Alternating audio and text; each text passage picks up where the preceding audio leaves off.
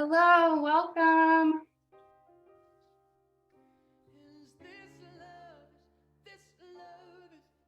Hi, Dale. Hi, Tara. Hi, Violetta. Hi, Stephanie.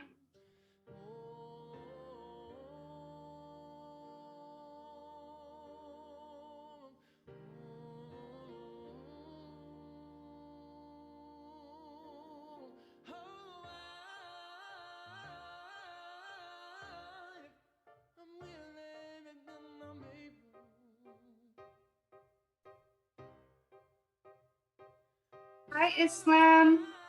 Welcome, Miranda. It's nice to see you virtually. Well, you can't actually see me, but thank you. Yeah, I'm imagining your face. Hi, Bernice. Welcome. As you're joining us today, you are free to share your name, your location, your role. That could be retired and fancy, or your role at work, or your role as a parent. And then what brings you here today? We're glad to have you. We'll wait a few more minutes to let folks join and just invite you to get settled in. It's an honor to share in folks with their vulnerability and to share in life experience. So if you're able, we would love if you were able to give Angie that same space and vulnerability to listen, because she's awesome and hilarious. Lots of jokes today. Welcome, David. Welcome, Sarah.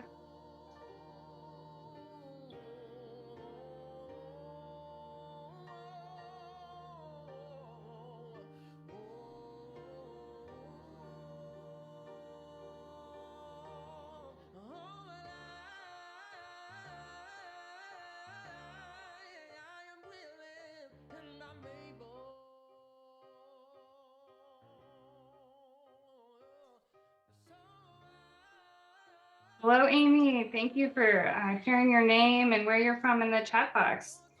Also, feel free to share where you're from. Hello, Jane, Elisa. It's nice to see some faces.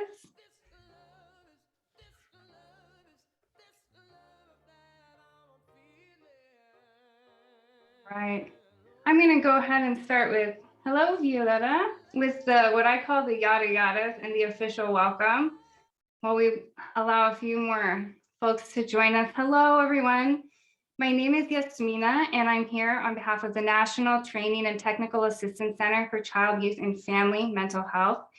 I'm the School-Based Services Transformation Team Lead, and I am so excited today for the series, our kickoff of Stories That Matter.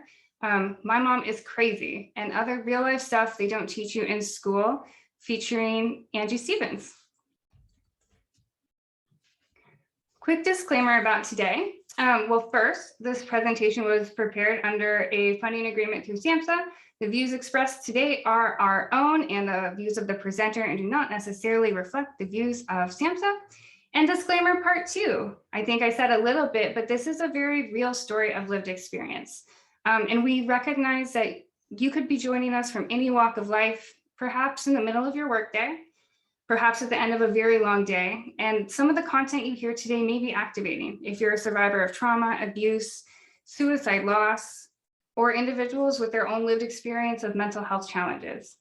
I want you, and Angie wants you, we all want you to center your own health and wellness most of all. So if you need to take a breather, take a breath, or take space, or perhaps today isn't the right space for you, don't worry. We will be offering this again, and you aren't going to miss out on the learning. Oh, hey, we've got some Nebraskans in the audience. Hey, we are part of NTAC. We are a multidisciplinary team of experts with partners all over the nation, from Georgetown to the family-run Executive Director Leadership Association. We have youth representatives from Youth Move National. We partner with equity consultants at Change Matrix. And we also have partners at MedTown Georgetown and the American Academy of Pediatrics, because our goal is that all children, youth, and young adults have a well-coordinated, evidence-based system of care that supports their wellness and their own goals. You might have heard me say that I'm the school-based services transformation team lead, and that's kind of a mouthful. But what that means is my team serves the connection point between classroom and care. So that might mean you're a community-based mental health provider that partners with school and education communities. That might mean you're a state leader or public health official that interacts with education system of care or working to implement state level initiatives with education partners. And that also might mean you're an educator. You might be a school site or district leader who's responsible for creating community partnerships for support. You could be something else entirely, but that's some of our target school-based audience. Welcome to those of you who are joining us. So what's today going to feel like? Storytelling is something that's kind of a new way to learn in some circles. So this is what it's going to look and feel like. We're going to do a quick welcome. We're going to hear Angie's story, and throughout we'll have some breaks for small group processing. We'll go into small group breakout rooms, and then we'll wrap up and we'll do some shared resourcing. But today is about listening and learning from the experience of someone else. It might feel like you're wearing multiple hats as you listen today. And that's one of the reasons that we sought Angie out for her experience. She's a parent, she's an educator, she's a mental health professional. She's also the guardian of a person living with serious mental illness. And you might find that you wear multiple hats too. So as you consider the story that you hear today or questions you might have, it can sometimes help to orient us if you tell us what hat you're wearing. And if you're new to Zoom, here's a few reminders that will help make the most out of your session today. For one, I recommend pinning Angie to the top of your screen. And you can do that by clicking on the little dots in the right-hand side of her video, and you can click pin. She'll also be spotlighted when she's speaking, so you won't need to worry about that. For accessibility, we have closed captioning available. If you click on the auto captioning at the bottom, you will get a live transcript of today's event. And if for any reason today's presentation ends unexpectedly due to technology or security issues, we will end and follow up with the group via email, and we will not reconvene today. If you have any other technology needs, feel free to reach out to Carrie. She is one of our tech support, and also Alice is joining us today. But we want to hear from you. And after this, I'm going to pass it over to Angie. I see some of you have started filling in the chat box, and feel free, Angie, you can unmute as well. Tell us your name, where you're calling from, or calling, it's like a radio show, long time listener, first time caller. And what brings you here today? Why were you interested in hearing Angie's story?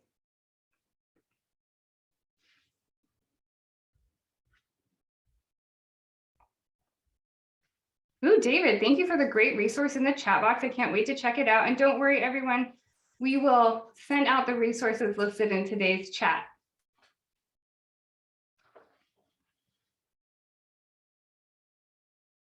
Welcome, Sally.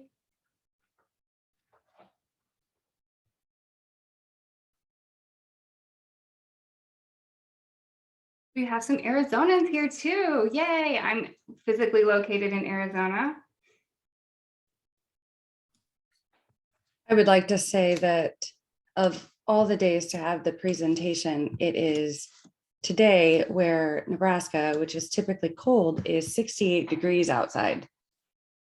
I love, my favorite part of my job is finding out the weather all over the world. So feel free to tell me about the weather too. And we just got some Angie fans in the audience today. Hey, Tara. Thanks for coming, Tara. All right, so as you continue to fill in the chat box, I'm going to stop sharing my screen and let Angie get set up and start sharing hers, but I'll keep saying hello to everyone.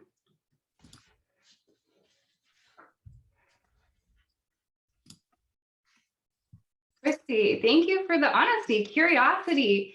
Yeah, how often do we wonder what it's like for the family members, and if we're educators, maybe for our students who have parents who are living with mental health challenges? How do we approach the topic? How are they dealing with everything? What is it like?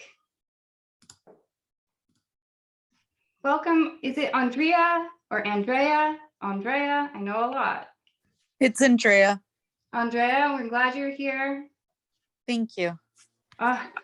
Miami does sound perfect, Islam. I'll hand it over to you, Angie. Okay, I'm just trying to figure out, like, is there a way that I can see the chat while I am sharing?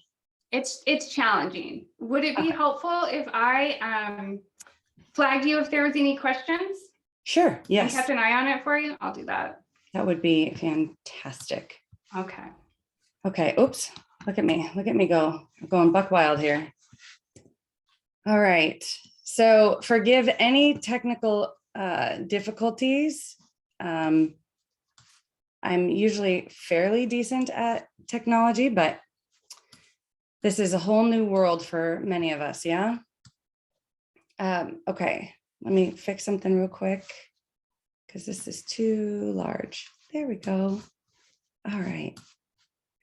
So welcome, everybody. I am so honored that you came to hear me, of all people, today.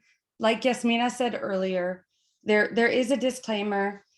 I am talking about some difficult things. I'm talking about, difficult moments in my life, which many of you probably share or have a friend or family member that has gone through something similar. So there can be triggers. That is not my intention.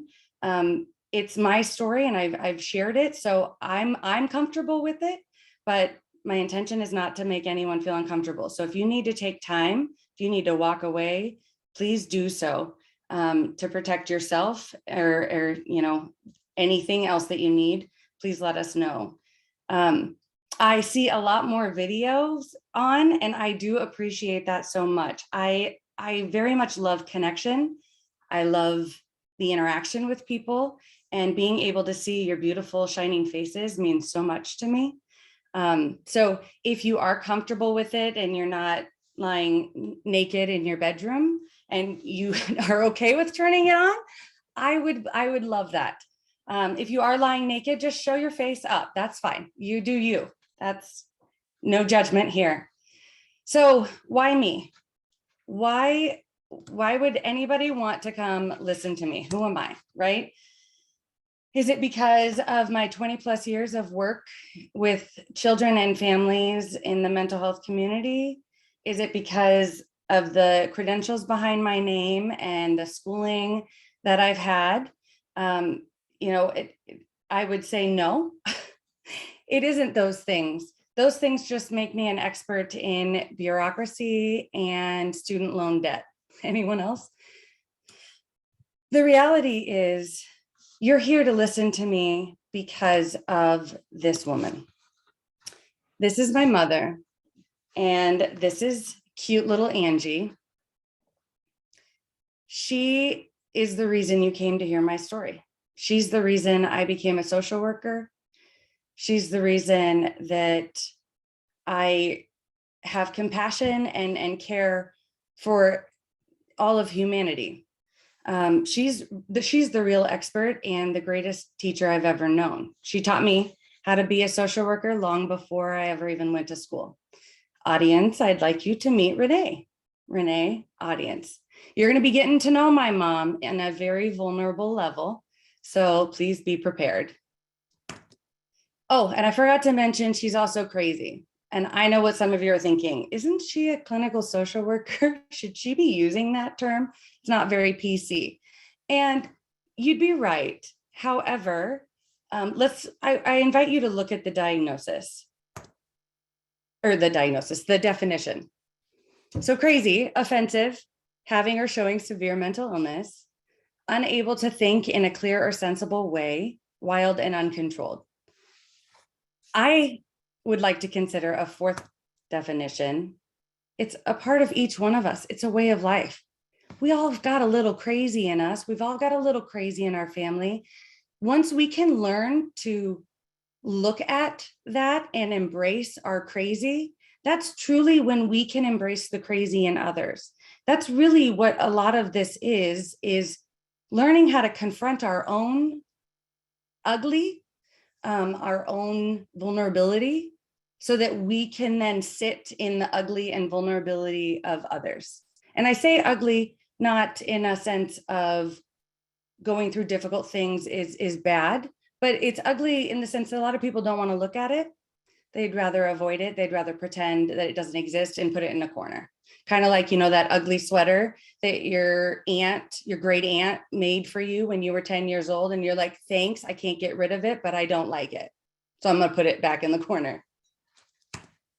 So who is Renee? Renee is the youngest of 3 children. Rex, Ross, and Renee. Yep, all ours. All middle names start with A. My grandparents got divorced when my mom was younger. So she was really raised in a single parent household at a time when that wasn't very common. She entered the Marines upon graduating high school, and she was, she entered, what age was she? She was, I think 17 when she entered, 17 or 18 when she entered, and eventually was honorably discharged. She has this laugh that is so embarrassing. I now love it, but to try to mimic it is very difficult. However, let me try. It's very loud. It's the kind of laugh that as a kid, I would look at my friends and be like, please don't make my mom laugh. Don't tell her anything funny. Don't tell her a joke. Don't look at her funny. Don't make her laugh. But now I've grown to love it, and it's endearing. And my kids can actually mimic it perfectly. She has a love language of gift giving. And this isn't your typical gift giving. This is gift giving on a whole new level.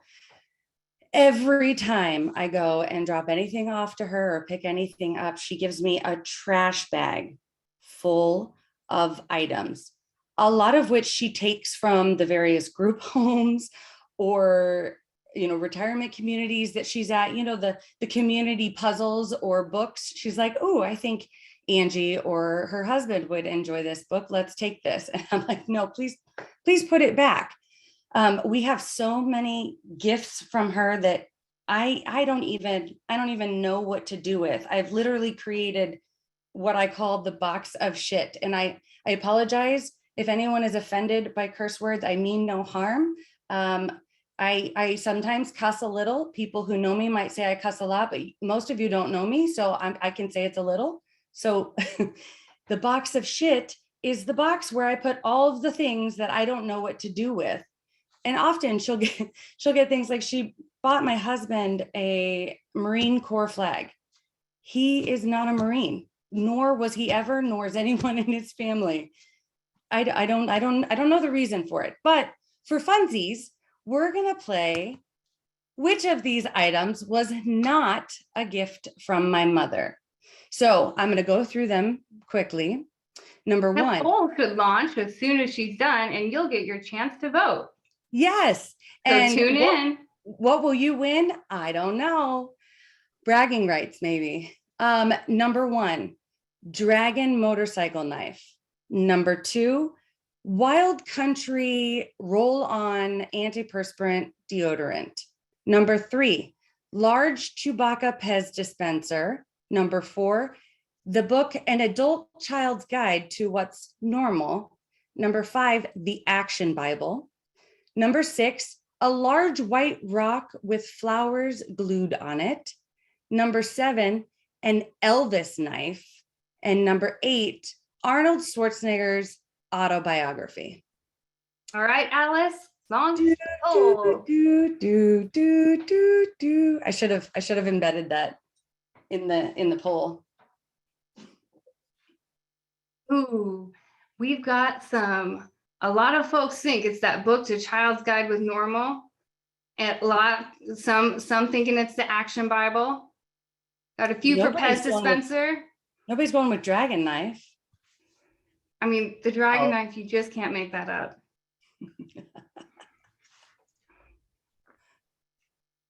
All right, we'll give you a few more seconds because it looks like there's a few more votes coming in.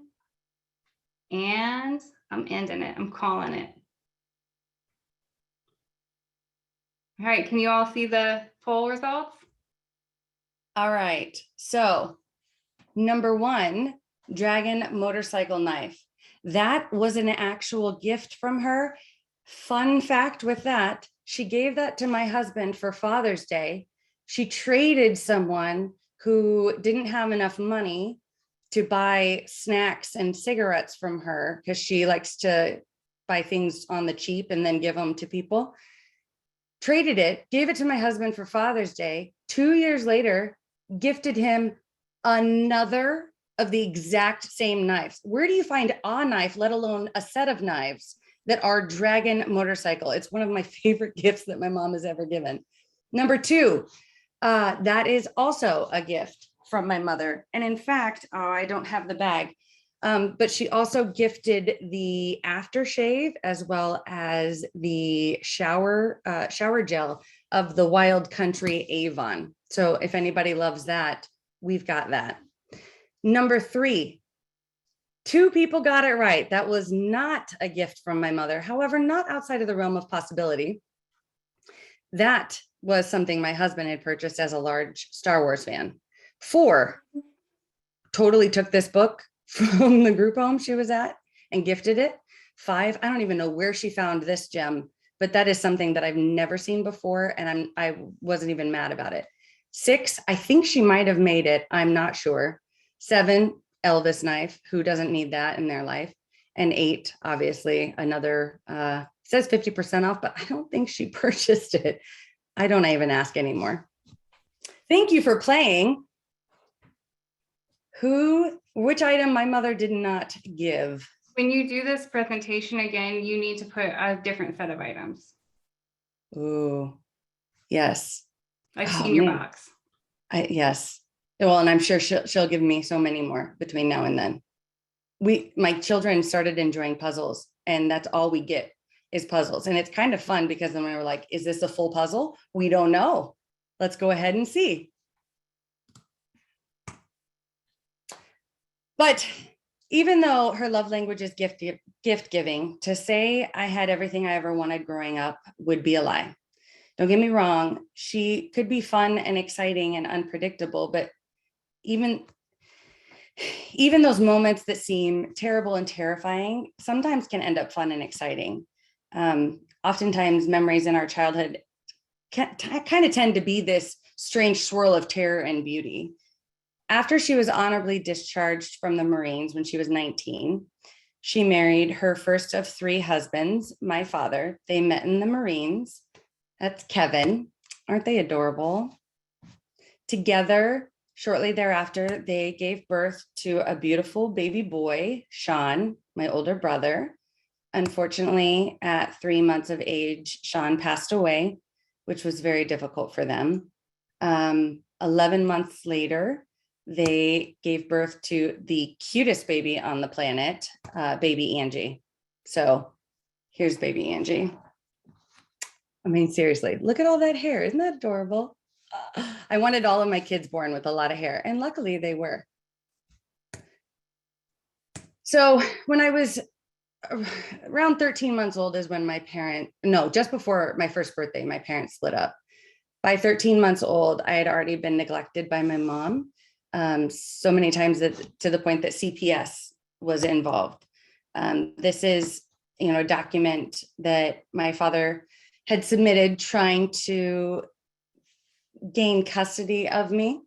I had been left alone often in the home at 13 months old while my mom left the apartment to go shopping.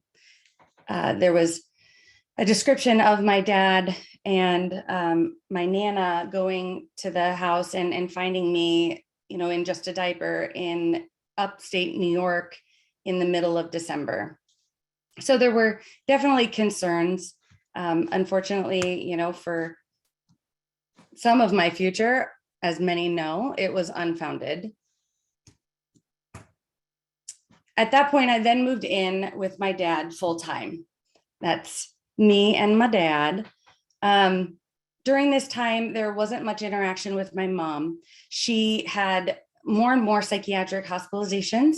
She'd routinely hitchhike back and forth from New York. By the way, I was born in upstate New York in Poughkeepsie. So that's where I was with my dad. And my mom would hitchhike from upstate New York to Nebraska in her early 20s under the handle Foxy Lady, and then back. At least she had a good handle. Foxy Lady. One of her psychiatric hospitalizations, I like this document because it shows the extent to which she experienced delusions. And it gives you a really good idea of where she was at. You know, at 22 years old, she heard voices telling her to kill her mother. She was picked up while she was writing a Bible. Her voices were telling her to go to hell, or that they're going to take your child. And, you know, she was amused by it. She had somatic delusions that she was 10 months pregnant with, and that the unborn child was the product of immaculate conception. There were definitely a lot of delusions going on in her mind, which prevented her and I from having much of a relationship. It did pick up, however, don't worry, when I was 2.5 years old. My mom came and kidnapped me from my dad. And unfortunately, that was the last time I ever saw my dad. It was my mom and my grandparents, and they had this whole plan. I mean, they rented a car, they put a towel over the license plate. It was very thought out. And my life picks back up with mi madre. She was officially diagnosed with schizoaffective disorder when I don't remember what age. I think I was around, it doesn't matter. For many of you who may not remember or may not know, schizoaffective disorder is a mental health condition, including schizophrenia and a mood disorder. It could be any mood disorder. For my mom, it was bipolar and paranoid schizophrenia. So she had auditory hallucinations with the highs and lows that come with bipolar. It's a real fun mix that she had going on, especially when she wasn't on her medication. I mean, thinking about where each of you are in the human services realm, or even just as a human, you know, what comes up for you when you think about interacting with someone diagnosed with schizoaffective disorder. You know, I gave this presentation to a National Association of Social Workers conference. And, you know, one fella had said, Mountain Dew and cigarettes.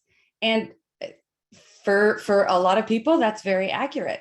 You know, I could say for my mom, that was very accurate. It wasn't Mountain Dew, it was Dr. Pepper, but Dr. Pepper and cigarettes, she would have cans upon cans. Even now, she's got so much soda. She's shocked that she has diabetes. And I'm like, well, you know, you didn't have the best diet. But I am curious about, you know, for you to think about what does come up. You don't necessarily have to put it in the chat box, but it's important for us to confront those ideas that we have surrounding a certain personality or a certain diagnosis, because if we aren't able to really look at those, then working with somebody, we're not going to be able to hide our face. We're not going to be able to hide our judgments. We're not going to be able to hide our fear. And, you know, then we are already putting a wall in between us and that person. For me, what comes up is this video that I would like to share of my mom. And hopefully you guys can hear it all. Oh, Mom? Yeah? There's something real bad going on here. Because Joy traveled across country to find me here. Yeah. And he traveled past Dad and everybody. Yeah. And they body demoned him up with the body demon. Yeah. And so I picked up Grandpa to get the body demon off of him. Yeah. And now the son's gone down in Arizona. And my dad's been in on this the whole time. The sun went down in Arizona. Yeah, I know you are. Well, Joey showed up with a body demon in him Yeah, I know. from traveling across New York to here. And what's my dad doing? Well, I don't know. Joey But shows up with a body demon in him. he says that he will come with you and help you, and It so wasn't from Tony, it was from my dad. he's afraid too that you go to court, you're gone. Huh? Yeah. Don't call Marilyn, okay? I'm not gonna come here. Come on, because Joey kicked this heaven out of my eyes with the body demon that took over my body. Yeah. And Tori keeps driving through my left eye all the time to start this shit with Rex. And Marilyn pulls the same shit, so don't call it Marilyn and Tori either. No, I don't talk to them. And don't call it Marlis either. Bob's gonna be a body demon and whatever he is. I was about 3 years old when I realized that my mom was different. It was in the back of a 1981 red Chevy pickup truck. My mom and I were in the covered bed laying on a mattress because, in the 1980s, we scoffed at, safety, driving on the interstate. And she had a seizure, a huge seizure that caused my grandparents to have to pull over the truck and help her. At the time, my mom was on lithium, and they had discovered that it caused her to have seizures.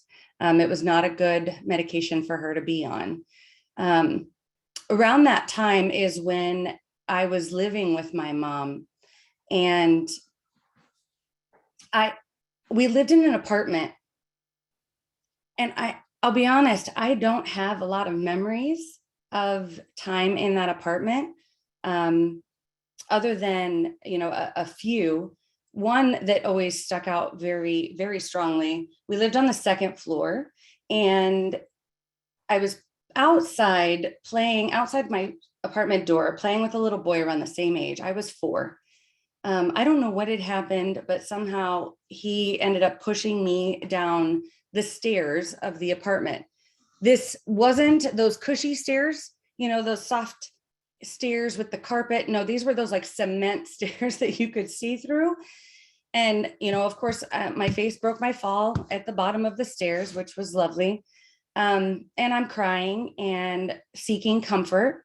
My mom comes out, barreling out of the apartment, and looks at me, looks at the boy, and shoves this little boy down the stairs. At this point, his mom comes out of her apartment, and they are engaging in this argument that would make Jerry Springer blush. The little boy and I were crying at the bottom of the stairs, and in a duet of madness, wanting our parents to comfort us. They are going at it at the top of the stairs, at which point we kind of just pick ourselves up and end up going and playing. Now, you look at that scenario and you think, wow, that's some real messed up parenting. And in a way it is, but I encourage you to look at it from a different angle, because in that moment, my mom was protecting me. She saw me get hurt by a little boy, and her response was, oh, you're not going to hurt my daughter. I am in turn going to hurt you. Now, is that what I wanted in that moment? No. Did that comfort me in that moment? Not at all. Did that cause more chaos in her life? Yes. But it was still her coming from a place of love that is distorted, but that protective place of wanting to protect me.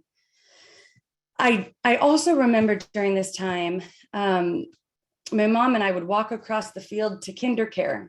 She was attempting to go to college. I would go to daycare at KinderCare. And I remember all the things at KinderCare. I remember napping. I remember eating baked beans. I remember playing. And I've since thought about, why do I remember KinderCare and that one incident? Why don't I remember more during that time? And I think because in reality, KinderCare was the safest place I had. It was the place that I could remember and not feel overwhelmed. I really shut out a lot during that time, because since I have found out a lot of stories such as one where my mom went into a psychotic break and barricaded her and I in the apartment, to the point that my grandparents had to use bolt cutters to get me out. I was responsible for getting my own cereal, for running my VHS tape, not to age myself. But, my grandma had to teach me to do all these things because my mom was unreliable and I wasn't safe. It was at this point that my grandparents, after, having to extract me, my grandparents they got guardianship of me just before my 5th birthday. Which then leads me to my second kidnapping. My mom kidnapped me from kindergarten. She came and got me from school and they released me to her. And unfortunately, we were in Arizona and the guardianship was in Nebraska. At that time, Arizona didn't recognize the guardianship. So my grandma had to go to court and had to fight for guardianship, to prove her guardianship of me. This is just a few snippets of the documentation of her fighting for me. Hey, Angie, while folks are reading that, because there's quite a bit of text there was a question that came up in the chat. Yeah. Amy said, I'm curious about your grandmother. She didn't seem at all fazed by the conversation with your mom. What was Right. your grandma like at that time? God, sometimes I wish that there was the Zoom was like a virtual, you all could stand in front of me so that we could have this back and forth dialogue. But, I think for my grandma, a lot of it is she's used to it. At that point, my mom had started kind of showing symptoms-ish around 16, wasn't, officially, discharged from the Marines until 19, because she was emotionally unstable. And I think at this point, you can't argue with the illogical. You can't rationalize with someone who doesn't see the reality and isn't able to grasp it. And that's where my mom's really at in those moments. And so for my grandma, I think it's just, you just kind of have to join in. And so she did, because you still have to get your needs met. And unfortunately for my grandma, she also had to parent me at the time. So she needed my mom to do some things. So kind of having to Cooperation. manipulate a little bit. Yeah. There's another question in the chat box that goes along with it. And from Tiffany, she says, did your mom fighting for you make you feel desired or loved? In No, the story about the little boy. no, it didn't. And it took me many years to realize that it didn't, to realize that she was protecting me, because I didn't see it. I was in the moment. I didn't see that protection piece. I didn't see that love. I didn't see that care. And my mouse, there we go. So once my grandparents officially obtained guardianship of me, my life kind of settled into a little bit more of a routine where I would have occasional weekend visits with my mom. It was kind of like a divorced household. The evidence of my disorganized attachment with my mom became, more and more apparent as like my life with my grandparents became stable. I loved her and I feared her. I thought she was the most beautiful woman that I'd ever seen, but I was ashamed to be around her in public. There was a lot of ambivalence with regard to her. And I have a video of a phone call that happened when I was around age 8 between my mother and I to kind of show some of that. I do want a disclaimer when she mentions Bobby. Bobby is my grandfather who raised me, her stepdad. That's who she's referencing. And Yasmina, is there a breakout session after this video? I can't remember. Yes, it's like we tag teamed and practiced this. following this session, it is a little bit, it's kind of an intense phone call. So we would like everyone to take like a 30-second refocus. And then I'm going to give instructions about how we're going to transition into the breakout room. So we'll do like 30 seconds of journaling to yourself of what came up for you when you heard this conversation while I set up the breakout room. And then I will tell you how we're going to get there and what you're going to talk about. Angie, you might want to make sure that your sharing is sharing optimized for video. I can't tell if that button's checked. How can I double check that? Oops. Do you know how I can? Maybe Let's see if if the video plays. If the video doesn't play, we'll know.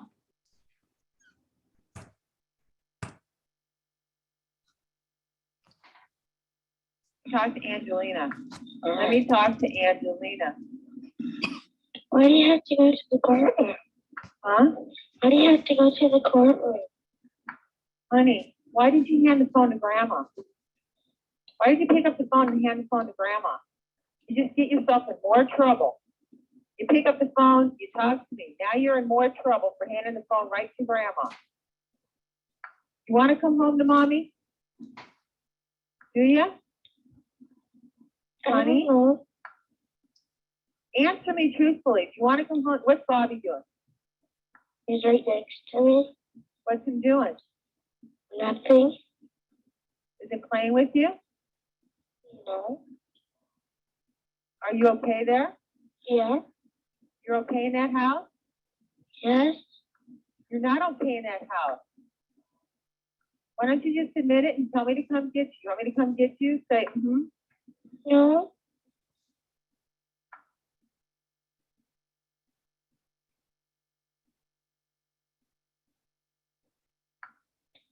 No.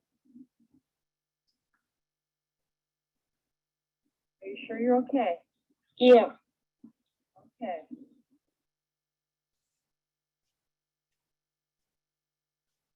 Right, so we're just going to pause and you can jot down some of your thoughts. What came up for you hearing the conversation between Angie and her mom?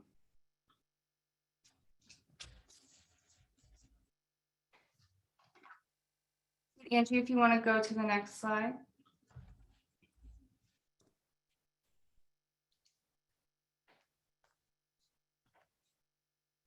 Give everyone a minute to finish writing.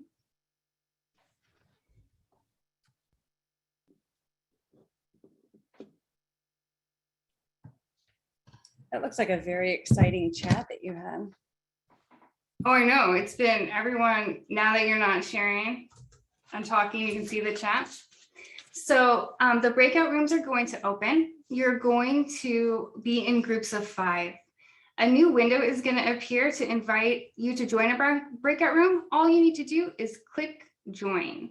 If you have trouble navigating there, raise your hand or write in the chat box. You'll have 15 minutes to discuss with your peers. And then when we come back, we'll just talk about it as a group and Angie will keep telling her story. Alice, go ahead and open up the breakout rooms. Thank you, Alice. Angie, you go ahead and ignore your invite.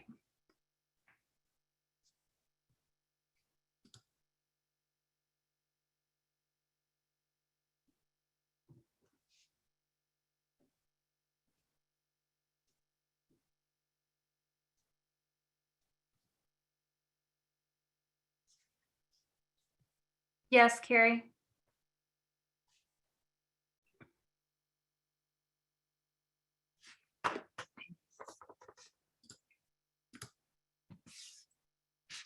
Oh, shoot. People, I forgot the slide of the questions. My apologies.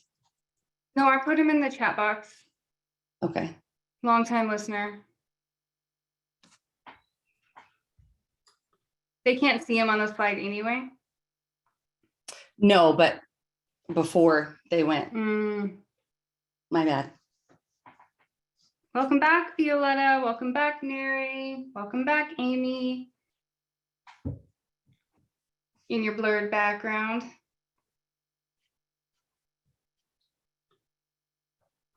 Welcome back.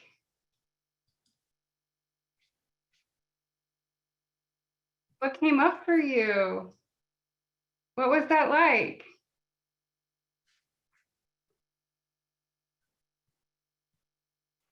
It put us in a very vulnerable position. We thought a lot about our students that we work with, and we just had so many more questions and wanted to hug you. Oh, I'll take it. I love hugs. What questions came up for you?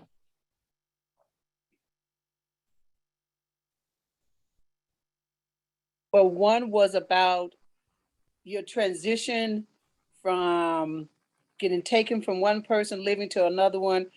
I had a hard time getting on, so a couple of us missed the beginning part of your story. So we were wondering that. And my question was there any services for you at your school? Did anybody know? Did they suspect? Did they try to intervene? Did they try to make even school be safe for you or a joy for you? Those were my own personal questions. That's a great question. I've never asked you that before, Angie. I'm curious as well. So school didn't have many services for me, but it did become a safe zone because it was a place where I could be anything I wanted to be. So I was that, for those of you who are familiar with trauma, sometimes you have those kids that blow up and react, and then you have those those external reactors and those internalizers. I was an internalizer, and so oftentimes at school there wasn't any idea of what I had going on. And in fact, I've actually polled a lot of my classmates that I grew up with from like first grade to sophomore year, and there's only a couple of them that even knew anything about my mom. I had one friend that, we were pretty close, and again, knew each other for years, and she had zero idea. She said until recently she thought my mom had died. So it's interesting to see what people did know and didn't know. And as far as teachers, no one ever asked me. No one ever questioned.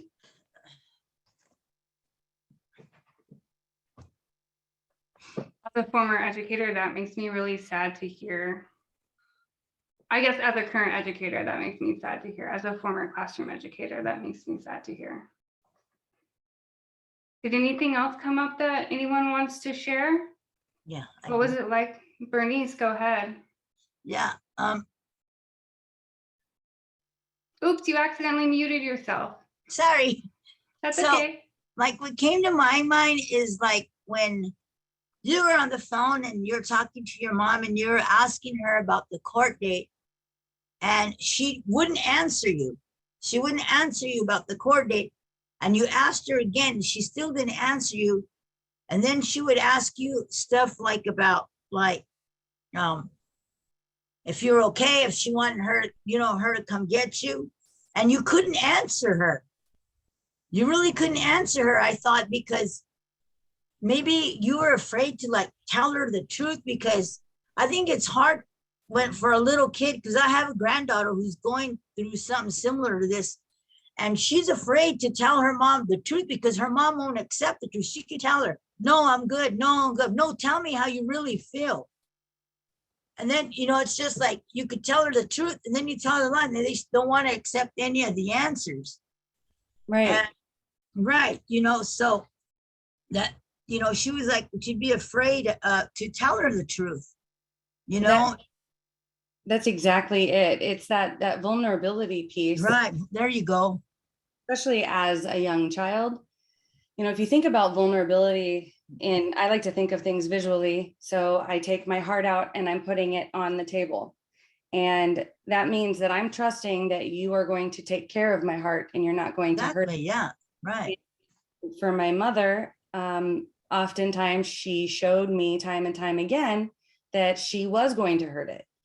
But she didn't all the time. And so there was this ambivalence there of, I loved her, but I didn't want to live with her because she scared me.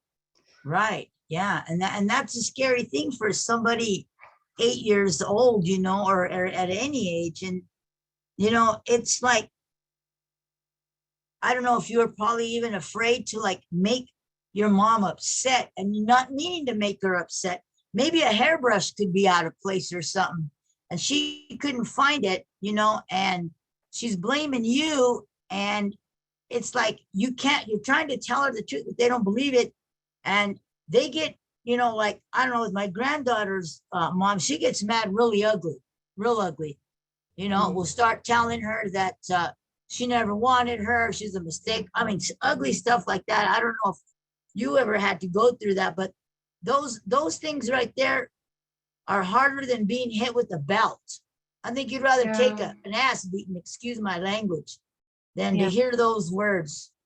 They are, because it makes you question everything you are, and you feel like you have- Exactly, yeah. what you didn't hear in the phone call, because it would have been too long, was before all of that, she and I were talking briefly, Mhm. and I had said, hold on, grandma wants to talk to you. Oh, Grandmother had said, can I talk to her? So I yeah, gave grandmother the phone. At that point, my mom was like, let me talk to Angelina, let me talk to Angelina. And so then I got the brunt because I followed my grandmother's. right. Oh, okay. Yeah, That's because I was, yeah. It's like you get in trouble for following the rules, but you're also, you don't know who to listen to and who not to. Yeah, exactly. And it was kind of like, I was just wondering, it was like when she kept asking you, why did you give the phone to grandma? Or where's grandma, or where's Bobby at? It kind of made me wonder, like, if she was kind of like wanting to tell you something, but she didn't want him to hear. You know what I'm saying? She wanted to make sure there was nobody like right there. And why'd you give the phone to grandma? I don't know. Yeah. Well, and I think as a grown-up listening to that conversation, I think when she asked if Bobby was playing with me, I think she was implying sexually. And as Oh, wow. as a kid, Yeah. I didn't pick up on that. I was just like, no, he's just sitting Yeah. next. So like, I'm glad I didn't pick up on that, Right, exactly. Yeah. but that was her implication. Right. That's what I picked up on. I just wanted to say that I thought that maybe something had happened between her and Bobby. And it didn't. It didn't. But she often, he was an amazing man. But she often would have these delusions that then she would try to join me in. And that again makes it difficult because she's a very unreliable narrator. And so how do you know, like, because you want to trust your parents. Yeah. So how do you know what to believe? How do you discern what's truth and what isn't? How do you not only that, but then your feelings are wrapped up in your beliefs. And if your beliefs are convoluted and confusing, then how do you feel? And then how do you process who you are in that situation? And it's this whole layered thing just by her, delusional thinking and trying to join me in. So that it was definitely difficult. And I did have a question about, because you'd mentioned when you were kidnapped from your father, but then you haven't, I don't know now as an adult if you've seen him or not. Did he try to find you, or do you know if, I don't know back then if that, it wasn't, you're not old, but I'm just saying back then it wasn't, Right. we hear things about if one parent kidnaps the child, the other one's has a private detective is looking. So I was just curious about that. And before I go on, I just have to say your hair is beautiful. Thank you. Just love your hair. So go ahead. Sorry, that was just a side note, but I had to put that in there. Appreciate it, Sharon. So he was very young and he didn't have a lot of money. And at the time, what has been told to me is that he needed to have a lawyer in New York and in Nebraska, because legally my mom had rights over me because they weren't divorced and so Makes sense. Yep. So he couldn't come and get me. And to make a long story short, unfortunately, I did not have a relationship with him. And then he passed away when I was 15 before I had that opportunity, which was a difficult challenge for me as well. But that's a story for another day. But thank you for sharing that. I know it's not easy, so thank you. Yes, of course. There was one more question, Angie, but you can also go ahead and start sharing your screen while you answer it, Bridget asked, what were your grades like in early education? And I don't know if that's what you're going to talk about next, actually. You know, it wasn't, but I was a straight A student. I was, again, you know, by all accounts, looked like I had it all figured out. That's, you know, really why no one questioned or asked anything, because I didn't show anything. You know, I was involved in extracurriculars. I had friends. I made friends easily. So it really wasn't, it wasn't until my teen years, which here we go. My teen years is when I really started spiraling. By about age 12 is when I realized I was going to be more of a mother to my mom than she was ever going to be for me. I kind of had abandoned that idea that she was going to be able to provide the love and affection that I desired. I no longer felt afraid of her psychotic episodes. I felt indifferent. They were what they were, and I didn't want anything to do with them. I didn't really want much to do with her. I would be set up to go visit her, and I would be like, I don't want to go. And so my grandma really took a lot of that brunt, because she would come up with some excuse as to why I couldn't go. I kept myself busy with extracurricular activities. I was a dancer. And when I got into my freshman year, you know, I was in drama, I was in speech, I was in plays. Oh, that's drama, choir, show choir. I was in band. You know, I did all the things. My grandmother, at some point in this time, had worked towards labeling my mom an incapacitated person in need of a guardian and conservator. So then she became the guardian and conservator for my mom. Because of her impulsivity and her mania with the bipolar, she would just spend money like crazy. And you know, she is her love language is gift giving. So she would buy all the gifts all the time. Didn't matter how expensive or how outlandish. My teenage years were spent figuring out ways that I could exploit her. So, you know, she'd buy all the things. All right, buy me Zima. Oh, I like your stereo, Mom. Can I have it? Is that a new jean jacket? Yeah, I'd like that. And she'd do anything I wanted. So I really kind of, you know, gave zero shits and just took what I wanted, because at this point it didn't matter. The relationship didn't matter. I just wanted what I wanted, which is actually pretty in line with a lot of teens. Mine was just kind of next level. When I was 17, I received a phone call that my mother had made her third suicide attempt. She had swallowed 287 Depakote. Let me say this again. 287 Depakote, which is like a very strong mood stabilizer. She was put into a coma. It was a medically induced coma for about 2 weeks. She had to obviously be rushed to the hospital, have her stomach pumped. And I went and visited her in the hospital, and I walked up to her. I visited one time, and I said very confidently, just die. Can you please just die and leave me the fuck alone?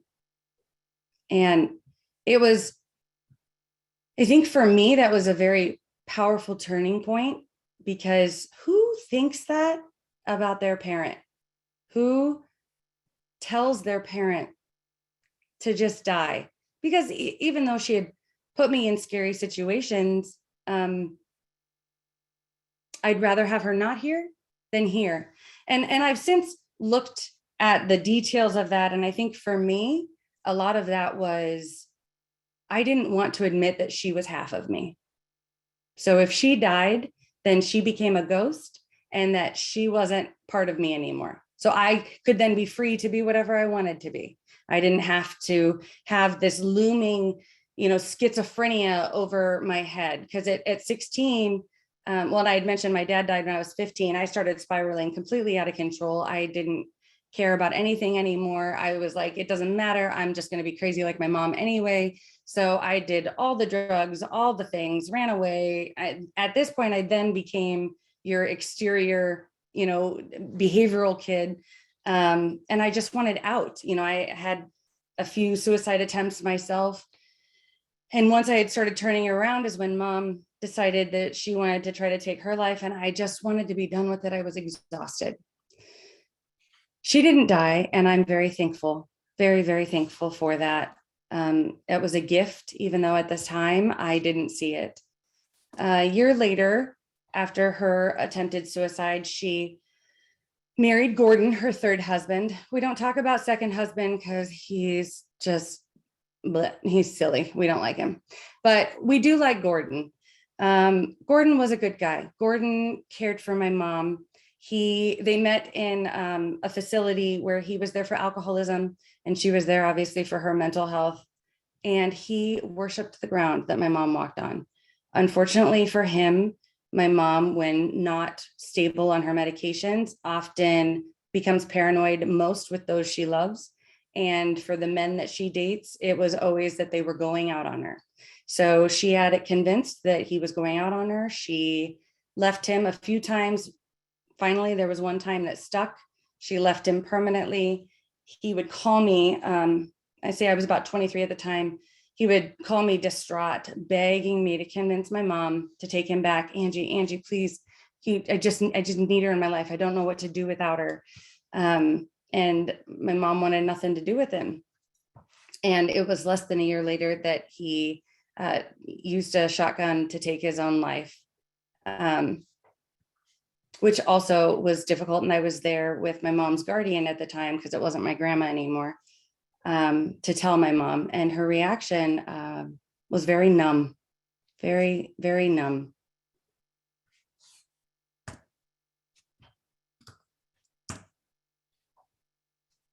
At last count, my mother has had more than 100 psychiatric hospitalizations. In my early 20s, I have seen her have her own apartment. I've seen her live in group homes. I've seen her get kicked out of group homes because of violent behavior and homicidal threats. I've seen her hospitalized at the VA, hospitalized at, long-term, sorry, I was, that may have looked crazy. I was grabbing a fuzz out of the lens. Don't worry. I'm not having a psychotic break here. I have cleaned more apartments, more filthy apartments than I even care to admit. She would call me like up to 10 times daily. It was absurd. And I would ignore it until I couldn't anymore. And I was like, oh, fine, I'll answer. And usually it was to have me join in on some crazy conspiracy that she was thinking about, or to tell me a joke. She loves telling jokes. They're very inappropriate, so I probably can't share any of them, but they are hilarious. Some of the conspiracies, she'd call and be like, they're stealing my underwear, Ange. They're stealing my underwear. Are they? Are they stealing your underwear? Really? Why would they steal your underwear? Or another one, I wanted to go visit her in one of the group homes she lived in, and she goes, you can't because everybody will be too jealous because you're too beautiful.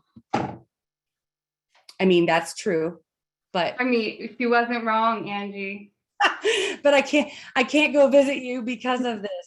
I'm sorry. She has had her dental bridge stolen twice. Truth or not? I don't know. It's really hard to advocate for somebody who is such an unreliable narrator, because you want to believe her because you know that people get mistreated. However, at the same time, you're like, really? You don't think you just threw it away? Maybe. As much as her calls would annoy me, the bigger concern was when I didn't receive the calls. See, from my mom, not taking her medication not only resulted in the psychotic voices, but she would also have, like I said, those highs and lows of bipolar. So for her, what that looked like was sleeping for a week straight in bed and urinating and defecating in the bed, all over, wherever. And then the next week being awake for the whole week and drinking all the soda, smoking all the cigarettes, listening to the radio, and coming up with all of these sort of delusions of what was going on, outside her window and next door and everything.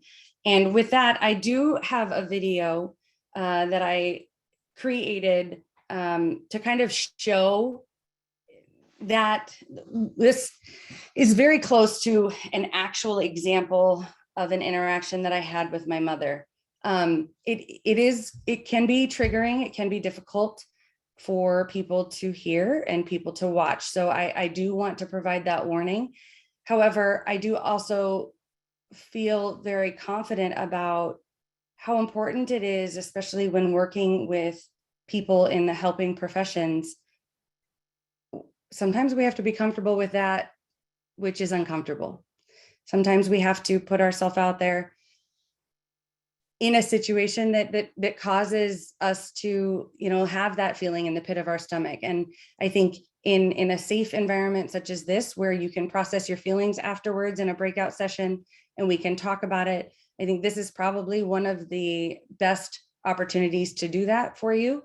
And I'm sorry if it does bring up, but this is obviously the start of my acting career. So just keep that in mind. If anybody needs, to hire an actress, it's me. Did you want me to share the video, Anne, or were you going to share? Can you share? I'll stop I sharing. absolutely can. I have it queued up and everything. Perfect.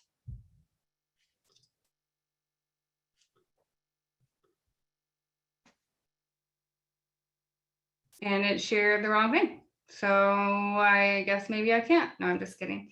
It's gonna work because it is. There we go.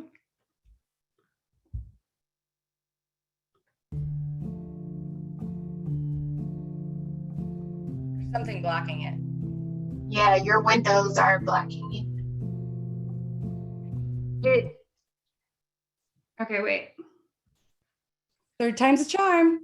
Third time's a charm. Here we go. I walk up the path to my mother's townhouse.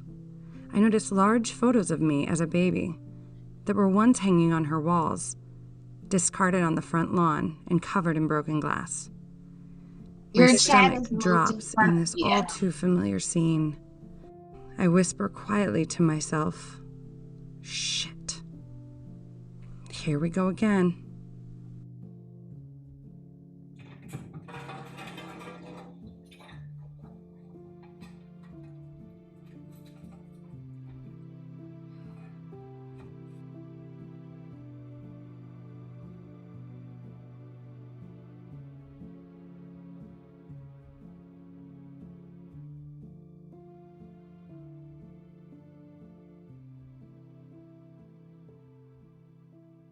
Hey, Mom.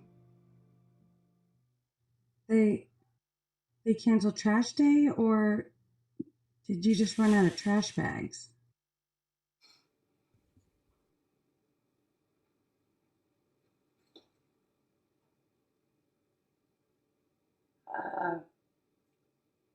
I don't know, Ange.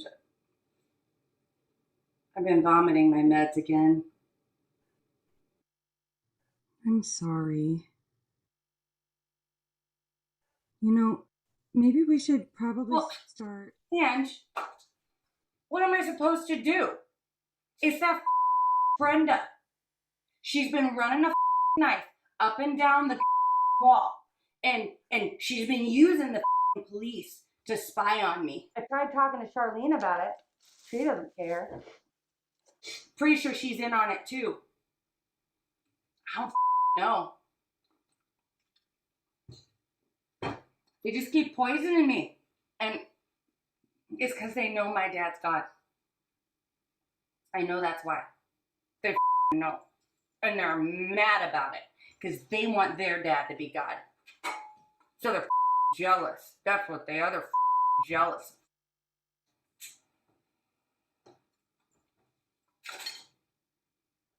They're jealous.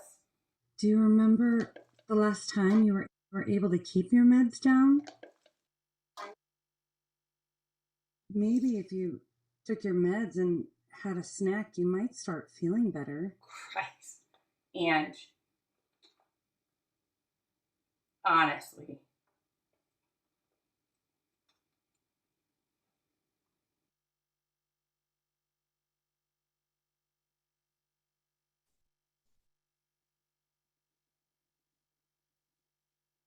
well, I've been throwing up my meds, and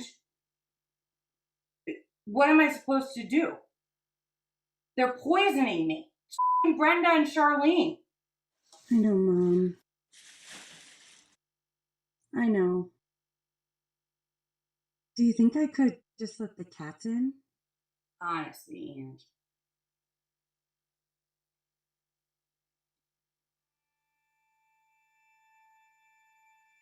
I'm sorry. who the do you think you are? Coming in here, telling me what I need to do?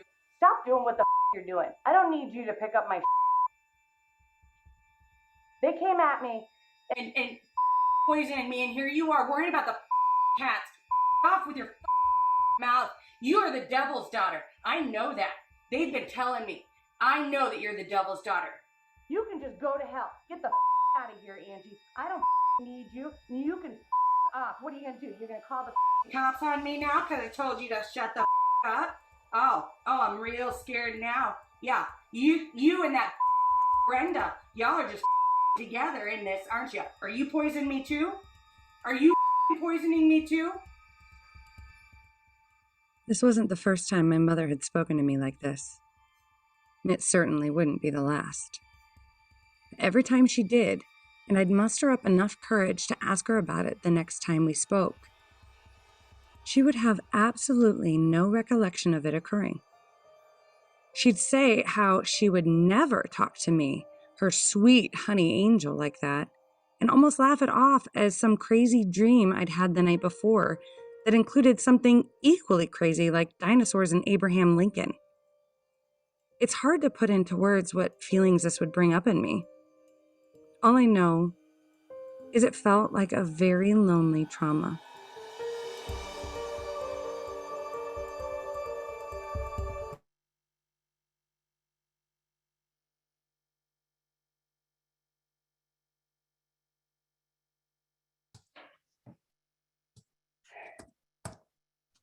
So Don't tell Joel I cut the credits. He'll be her husband was camera lighting and sound. You missed that in the credits. yes. And there was a mental health disclaimer at the end. So Yasmina, oh wait, you're muted. So sorry, I did cut off the mental health disclaimer. Would you like to see it? No, it's all right. Well, I guess it's not up to me. And we'll drop the link in the chat as well.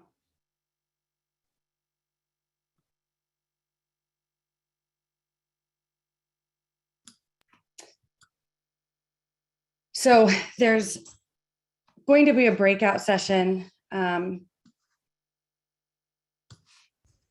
give you guys a chance to kind of process that, because there's a lot in that from many different angles that you can look at and process. And I invite you to look at it from more than just my perspective. Yeah. So we're going to go back into breakout groups. Sorry, I'm having so much trouble with my screen share right now. That's going to be my life. Again, what came up for you when hearing the conversation between Angie and her mom? It's just going to be the exact same questions with a different video. How would you help a student like Angie at school? How would you know if a student like Angie was having these challenges at home? What policies in place? What screenings do you have in place? Or maybe you just want to talk about like what that might have been like for you. So we're going to go back into our groups, and you're going to be there this time just for 10 minutes, talking about what it was like to hear, see, and experience that video. And then what it might be like for a child like Angie to try and come to school. There we go, I found the right question. What it might be like for a child like Angie to try and come to school. And what she might have trouble doing at school. Alice, are the breakout rooms ready? Yep, I'm gonna open them. Okay, so you should receive an invitation from Alice to join a breakout room. We will see you in 10 minutes and we'll talk about it as a group. And if you're just joining us, hi Tracy. I think I saw you sneak in here.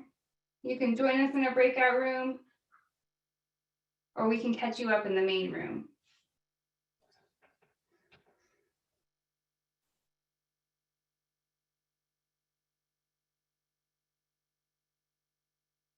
I'm grateful.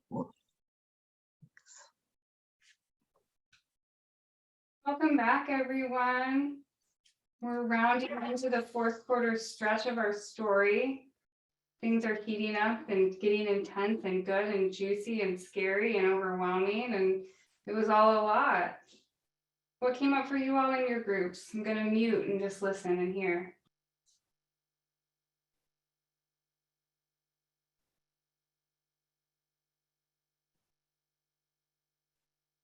A couple of the things we were talking about was that you probably, we're just guessing, you probably did well in school because that was your safe place. And also you were able to be who you wanted to be, and you had a really good safety net with your grandparents. So I don't know if any of that resonates. Yes, very much. You're spot on, because it really, that safety net of my grandparents was really a huge saving grace for me. And a lot of the reason why I think I could kind of process some of that stuff in a safe environment. I wasn't confronted with it on a daily.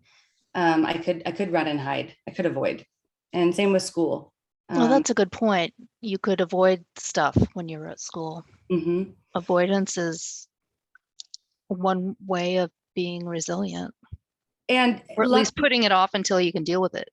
Right. And lucky for me, I'm a fast learner and I was a good student. And so I found confidence at school that I didn't find in my personal life.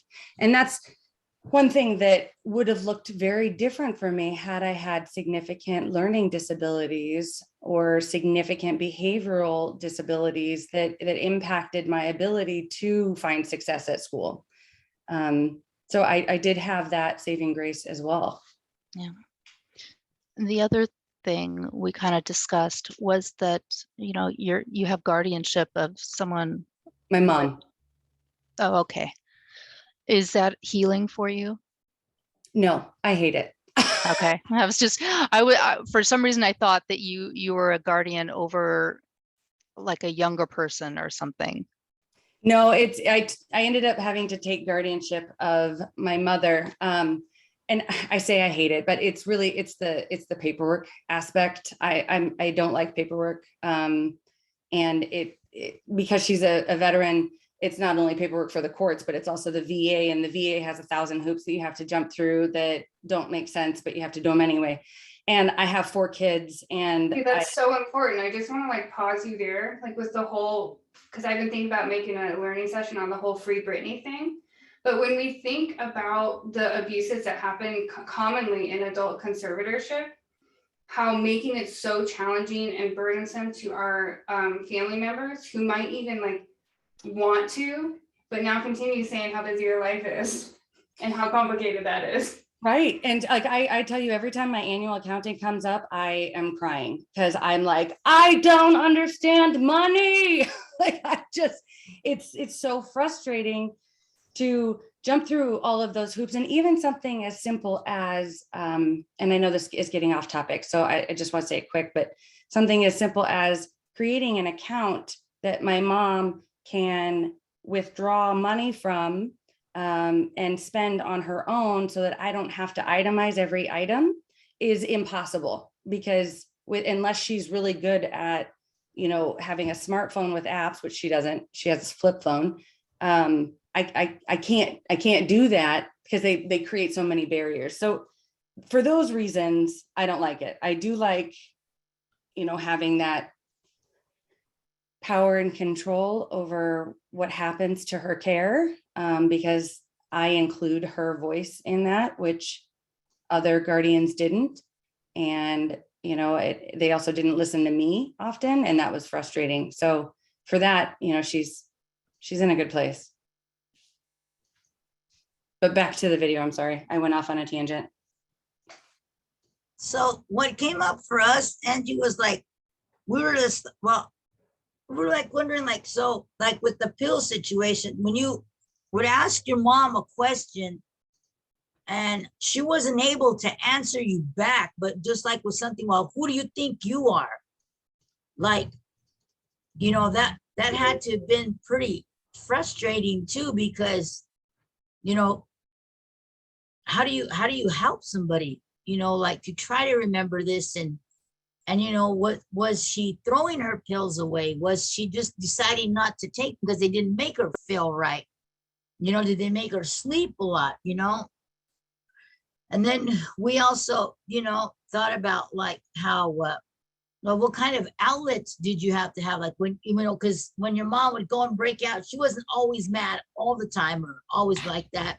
Did you have pets? Did you have like, you know, what did you do? You know, how did you like handle that, man?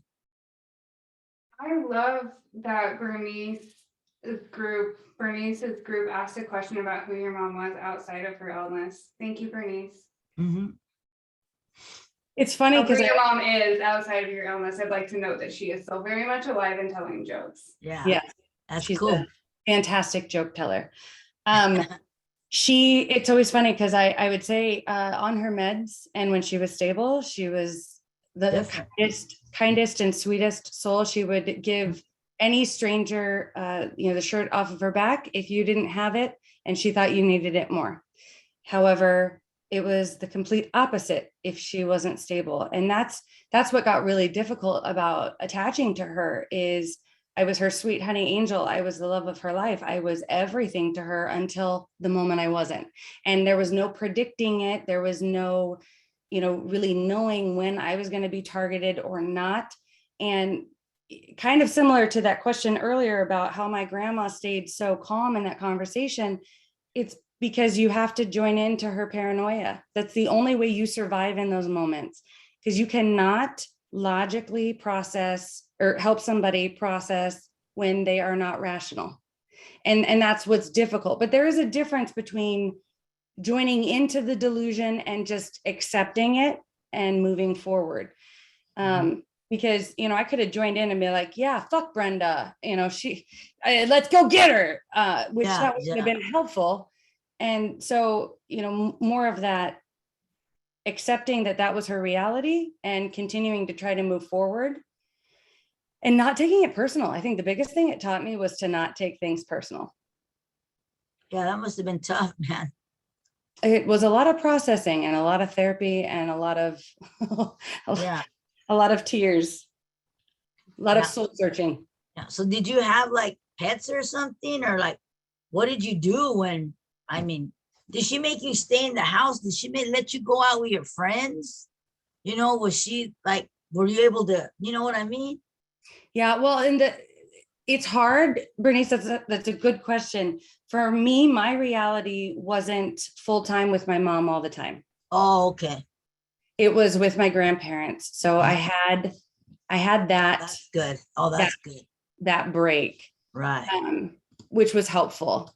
And I'm trying to get to my share screen. Because my mom, she obviously had schizoaffective disorder and was very dramatic, as you could see. This is a picture of my uncle Rex. So my grandmother had 3 children, Rex, Ross, and Renee. Rex was diagnosed with paranoid schizophrenia, Ross not, my mom, paranoid schizophrenia and bipolar. You know, I used to always kind of joke and say I wanted Rex to be my parent, not my mom, because Rex didn't have that mood disorder. So he didn't have those extreme highs and lows. He was almost comedic in his delusions.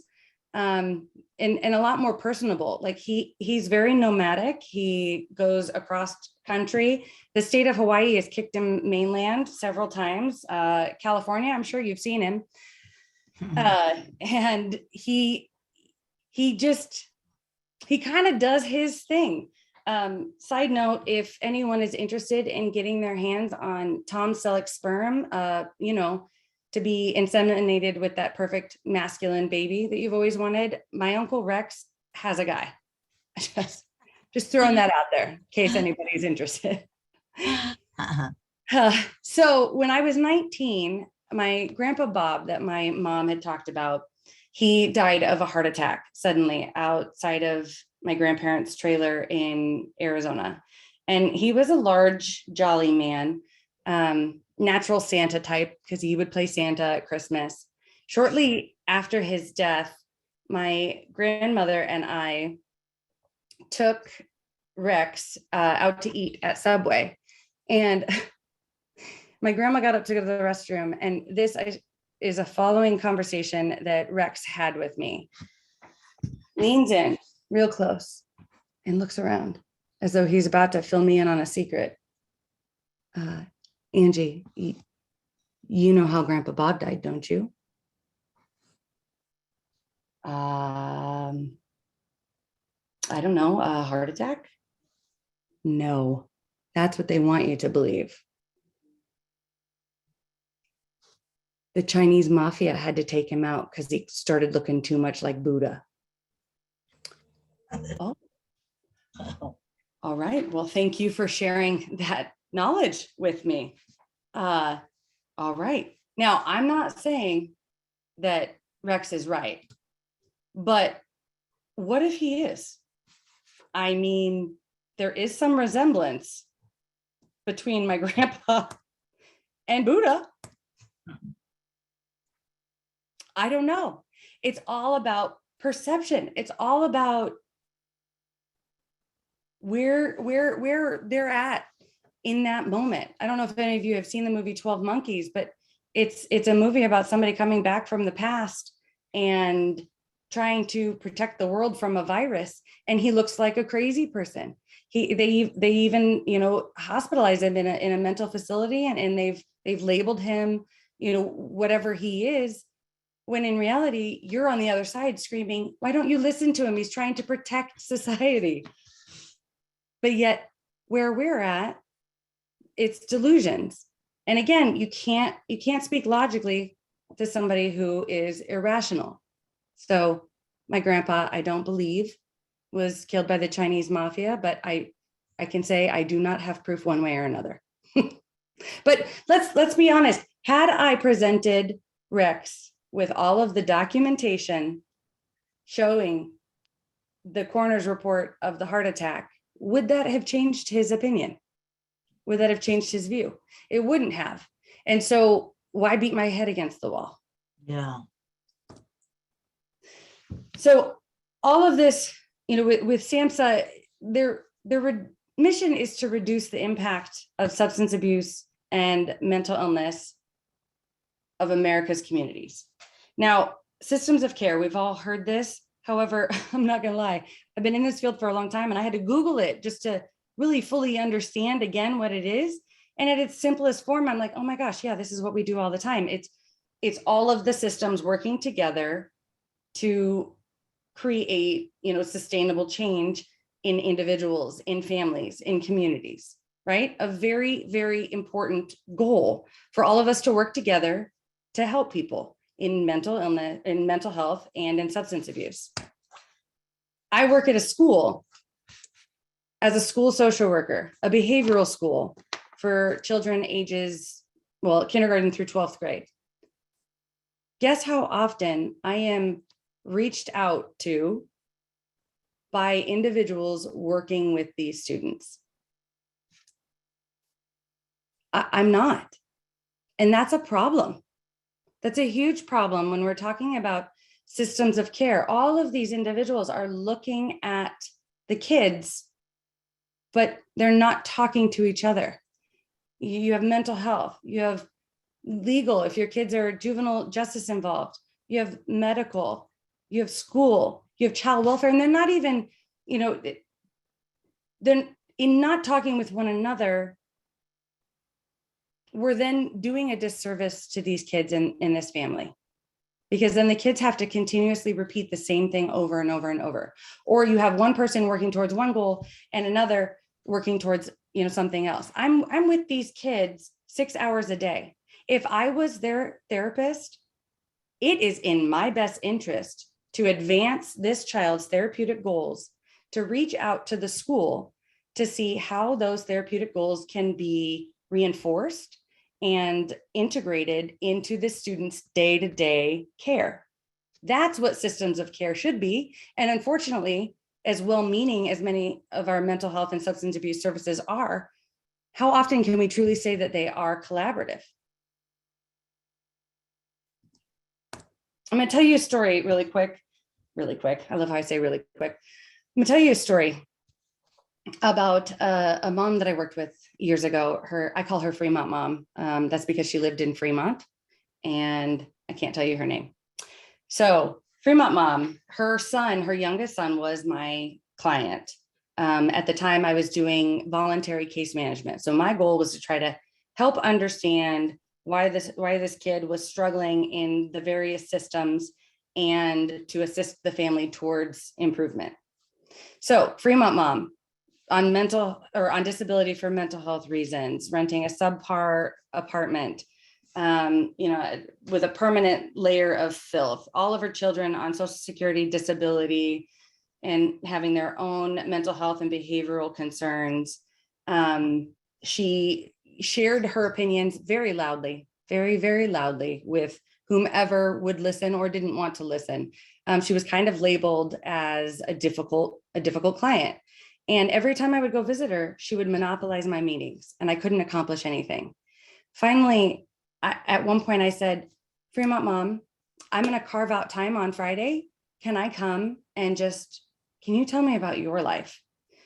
It took several hours and she just shared all of her life with me.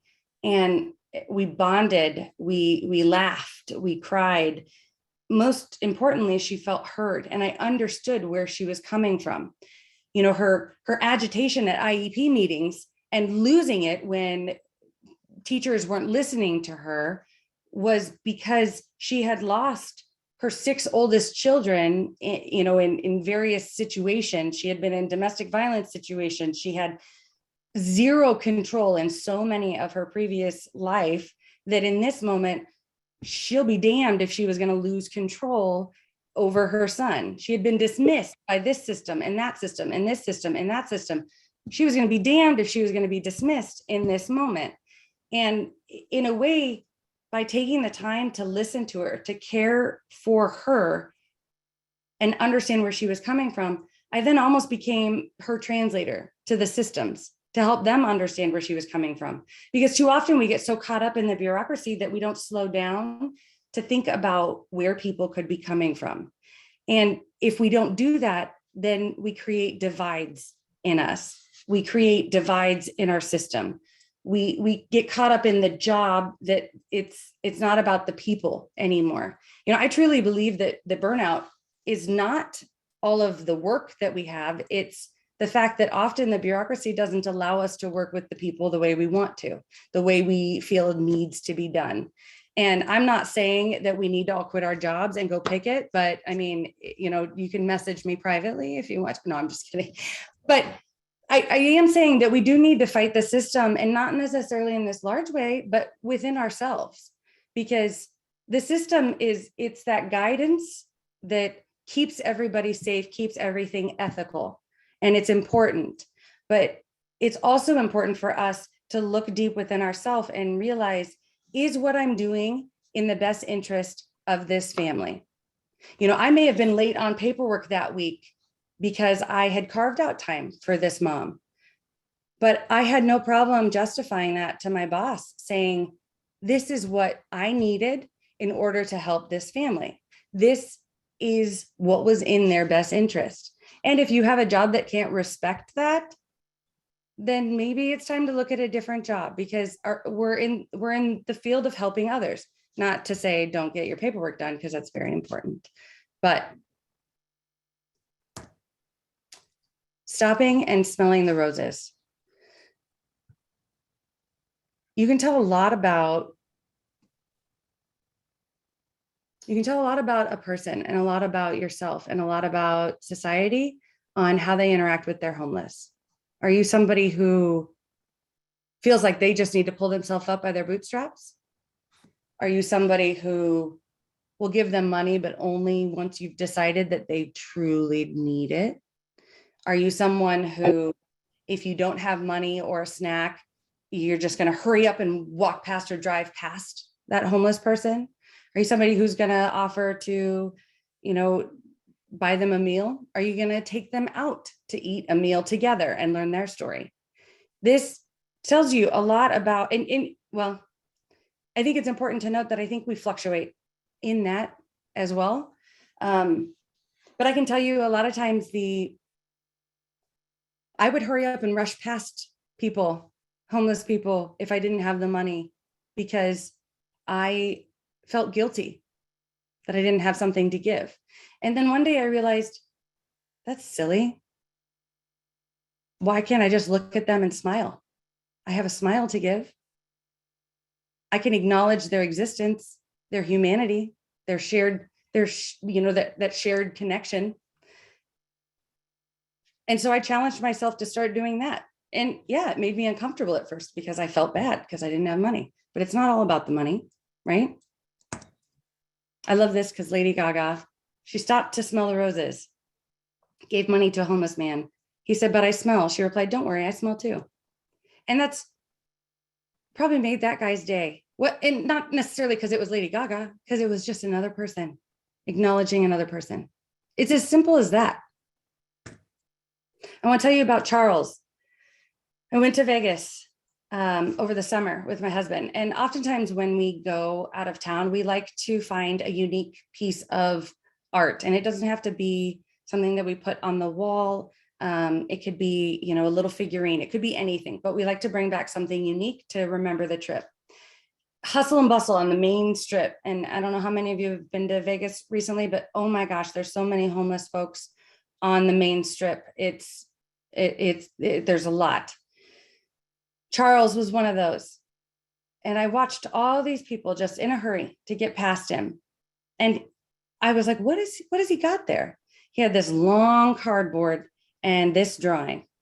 He was creating this drawing. And I stopped to smell the roses and ask him, what is that you're creating?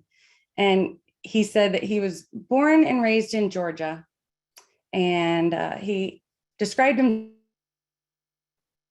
who doesn't like corporate but loves people. When I asked him about the drawing, sorry, I'm trying to remember what he had said. He said, it's my interpretation of the strip, and I don't like to show people. I prefer those who are interested to come and see it for themselves. I fell in love with it and I wanted it. So we negotiated a price, and now Charles's art forever lives in my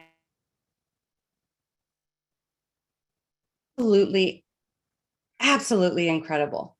If you look at how he saw the strip, thinking, did I try those numbers? Yes, I did. I have not won yet, but I know that Charles has my back. It's happening one of these days. But this drawing is so incredible. And so many people missed it because they didn't stop because of their own fears. I know the system, acronyms, and I'm not trying to add another acronym, but I do sometimes feel like acronyms are helpful. So if you think that this will be helpful, use it. If not, dismiss it. But I think often we think we can't do this, or we can't do that, or I can't help in this capacity, or I can't reach this person. Can't. So every time you think you can't, I want you to think that you can. And yes, there's an extra N, and that can be slightly annoying, but just think of it as like an overemphasis, like I can, right? So connect and care. Your only agenda is to see how awesome this person is. Think of each person you're with like a celebrity. How would you interact with a celebrity? You would be in awe of them. You wouldn't be working, you would be listening. You would be focused. Authentic acknowledgement. This goes for adults and children alike. I can't tell you how often we do not acknowledge what these kids know. We don't tell them the truth. We don't include them in discussions. And these kids know what's going on way better than we do half the time. And so it's so important to have that authentic interaction, that authentic acknowledgement. People have said to me, like, Angie, how are you able to say some of the harsh things that you say to people? And my answer to that is simple. I'm honest and I'm real. And I say it with love. Speak my truth with love. I'm not saying it to be a jerk, but I'm saying it because that's the reality. That's their journey. Need. Realizing what they truly need in that situation. Sometimes that's not what we're selling.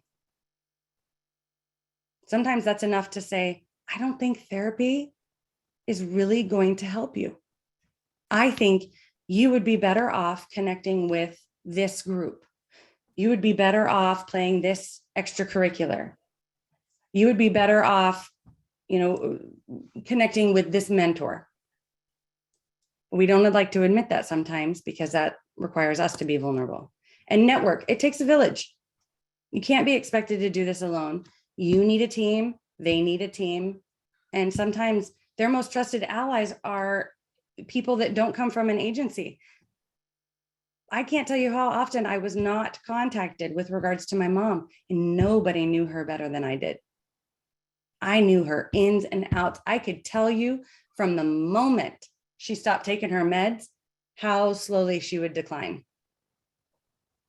And yet me saying, she is close to becoming real dangerous, please admit her into the hospital.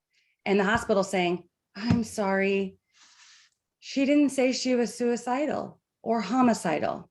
We can't help her.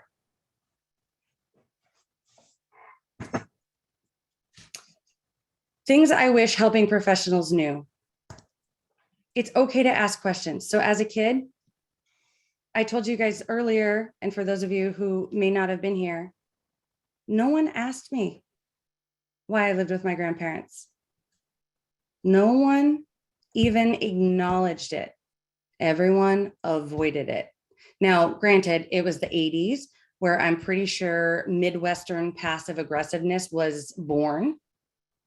But no one took that time to even say, oh, I see you live with your grandma. Tell me about that. What's that story? And then judge how I respond. Language matters. How often do we say parent? What does your mom do? What does your dad do? Mother's Day, daddy-daughter dances. I every single time got a pit in my stomach. Because for me, it was grandparents. And of course, I wasn't going to say, oh, it's my grandma. Language matters. First thing I did when I started at the school that I was at, I changed the word parent to caregiver because that mattered to me.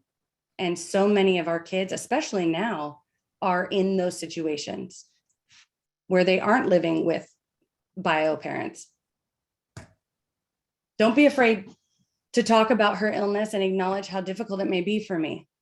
I mean, not only did nobody ask why I lived with my grandma, but if they did know that she was diagnosed with schizoaffective disorder, no one ever asked me what that brought up for me, what that meant for me, how that felt.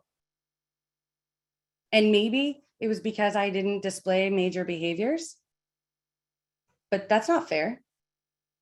Because maybe You did later, right? I did later. And I was going to say, maybe had I been asked at a younger age, I wouldn't have had all of these pent up feelings that caused me to explode later on.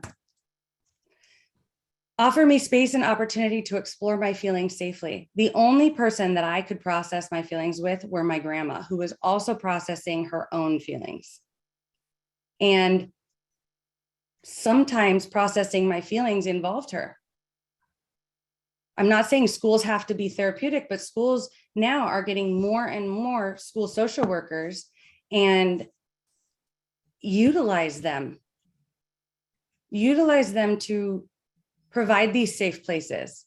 You know, even just a simple writing example, taking 10 minutes to say, how do you feel about your mother? Let me explore that. Doesn't mean you have to read what I wrote, but letting me process that and explore it safely in a safe environment would have been huge.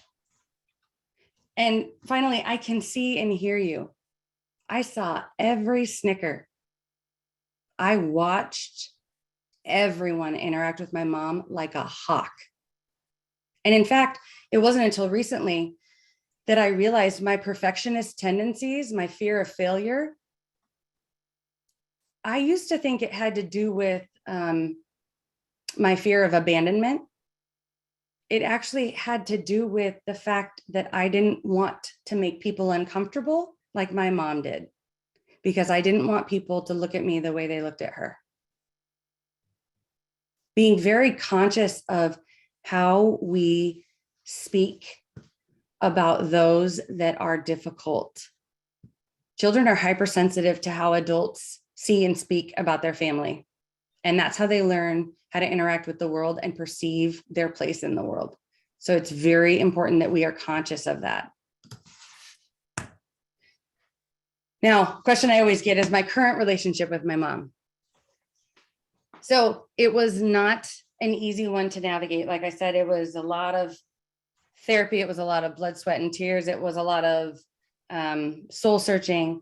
You know, I always tell my students this example of this bar. I had this expectation of who my mom was supposed to be. And she always fell short. She always let me down and let herself down because she could never reach it. It wasn't until one day when I realized I had this unrealistic expectation of her. I needed to lower the bar, not because I was giving up, not because she didn't deserve to, you know, have this bar to reach, but it was because she could, I needed to let her love me the way she could love me. I needed to give her that opportunity. I needed to allow myself to feel the love that she could give. Like that example of pushing the little kid down the stairs. Don't be on the Discord. For me, that what I needed was for her to comfort me and tell me it was going to be okay. What she did was protect me by pushing a little boy down the stairs. So by lowering that bar, I allowed myself to feel the love of her protecting me. So there we are. This is probably shortly after she lost her dental bridge for the third time. Someone probably stole it right out of her mouth, man. They stole it. They took it. They took it because you know it would fit in everyone's mouth.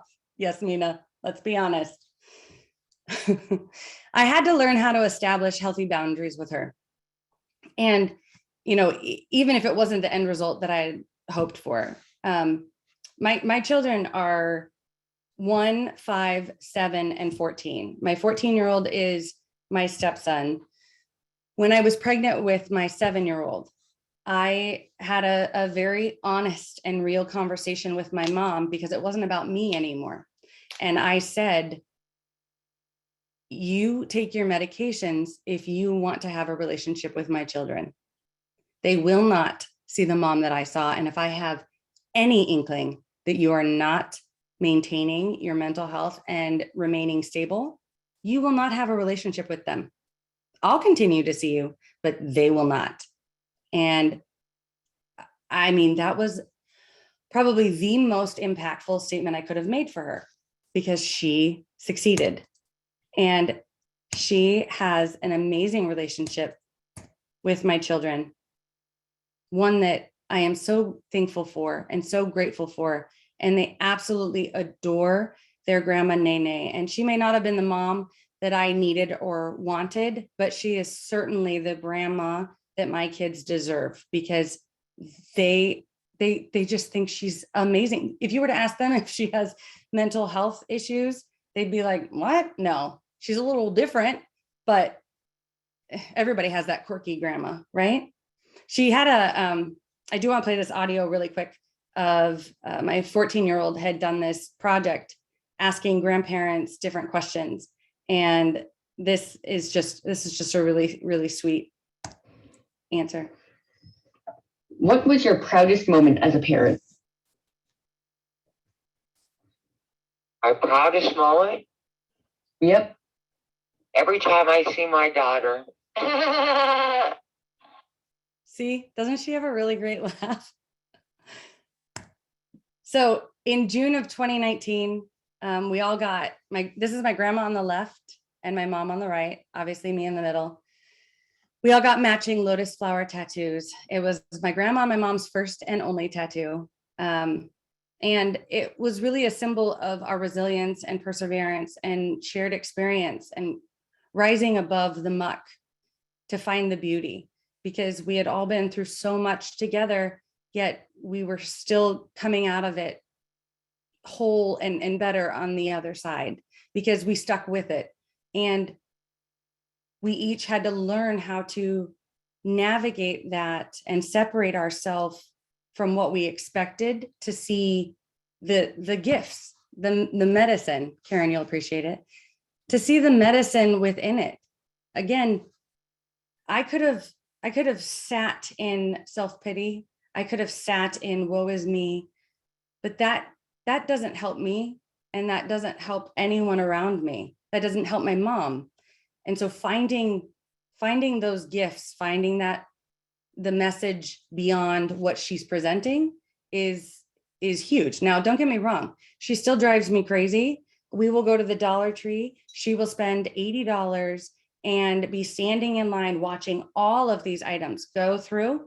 And then it's like a surprise at the end that she has to pay. She's so confused, like, what? And then she gets out her wallet and it's a wad of ones. So now she has to count 80 ones to pay for these items in the only lane that is the checkout lane with like 5 people behind her. And so I'm like, oh my God, it causes me so much stress. So now I just am like, Mom, I got this. You go to the car, I will pay. you go on ahead.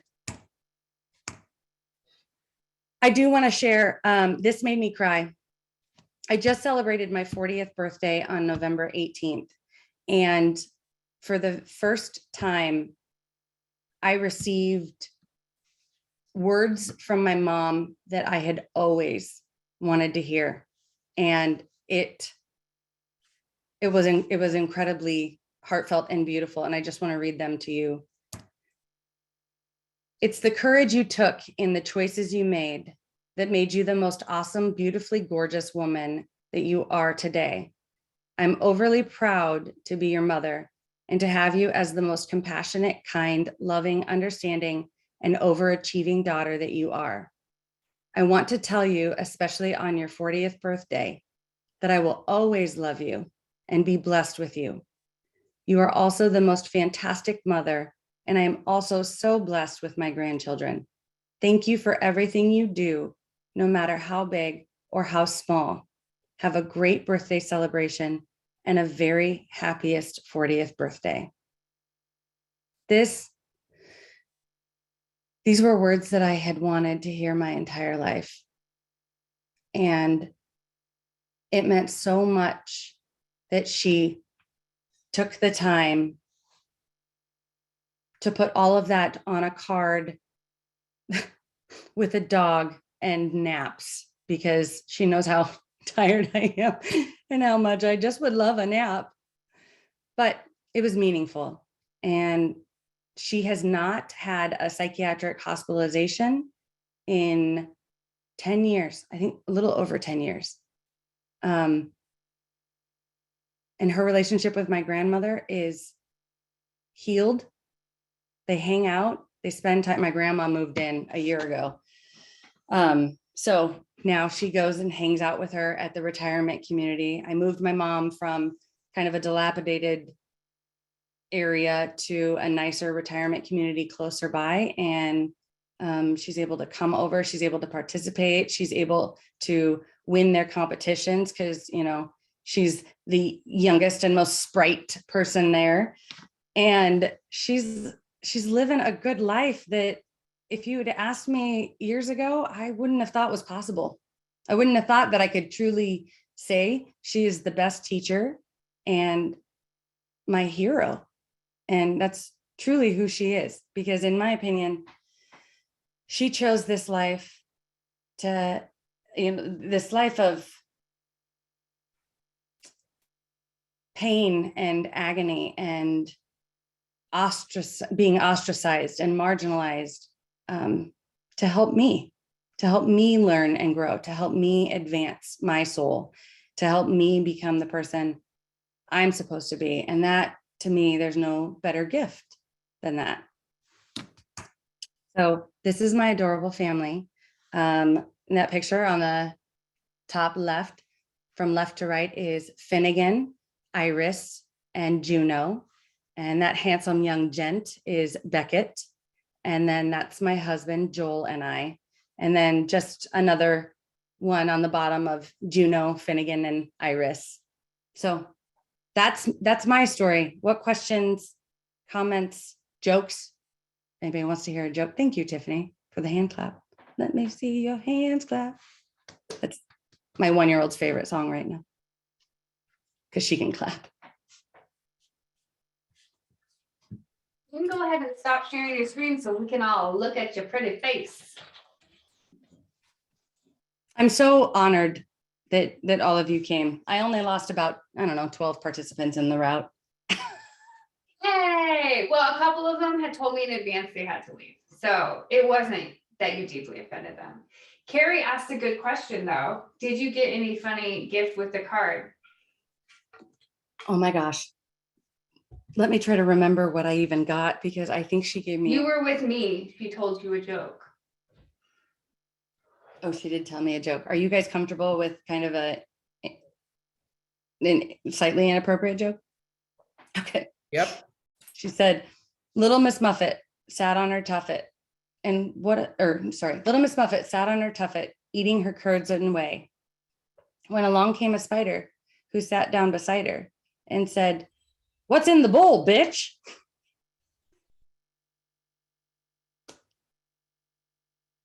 I almost peed my pants. I was laughing so hard. She's always got these real outlandish jokes.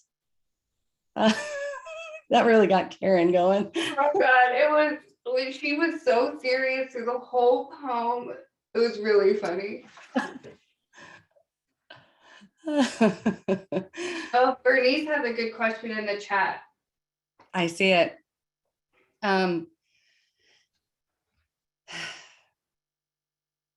That's hard.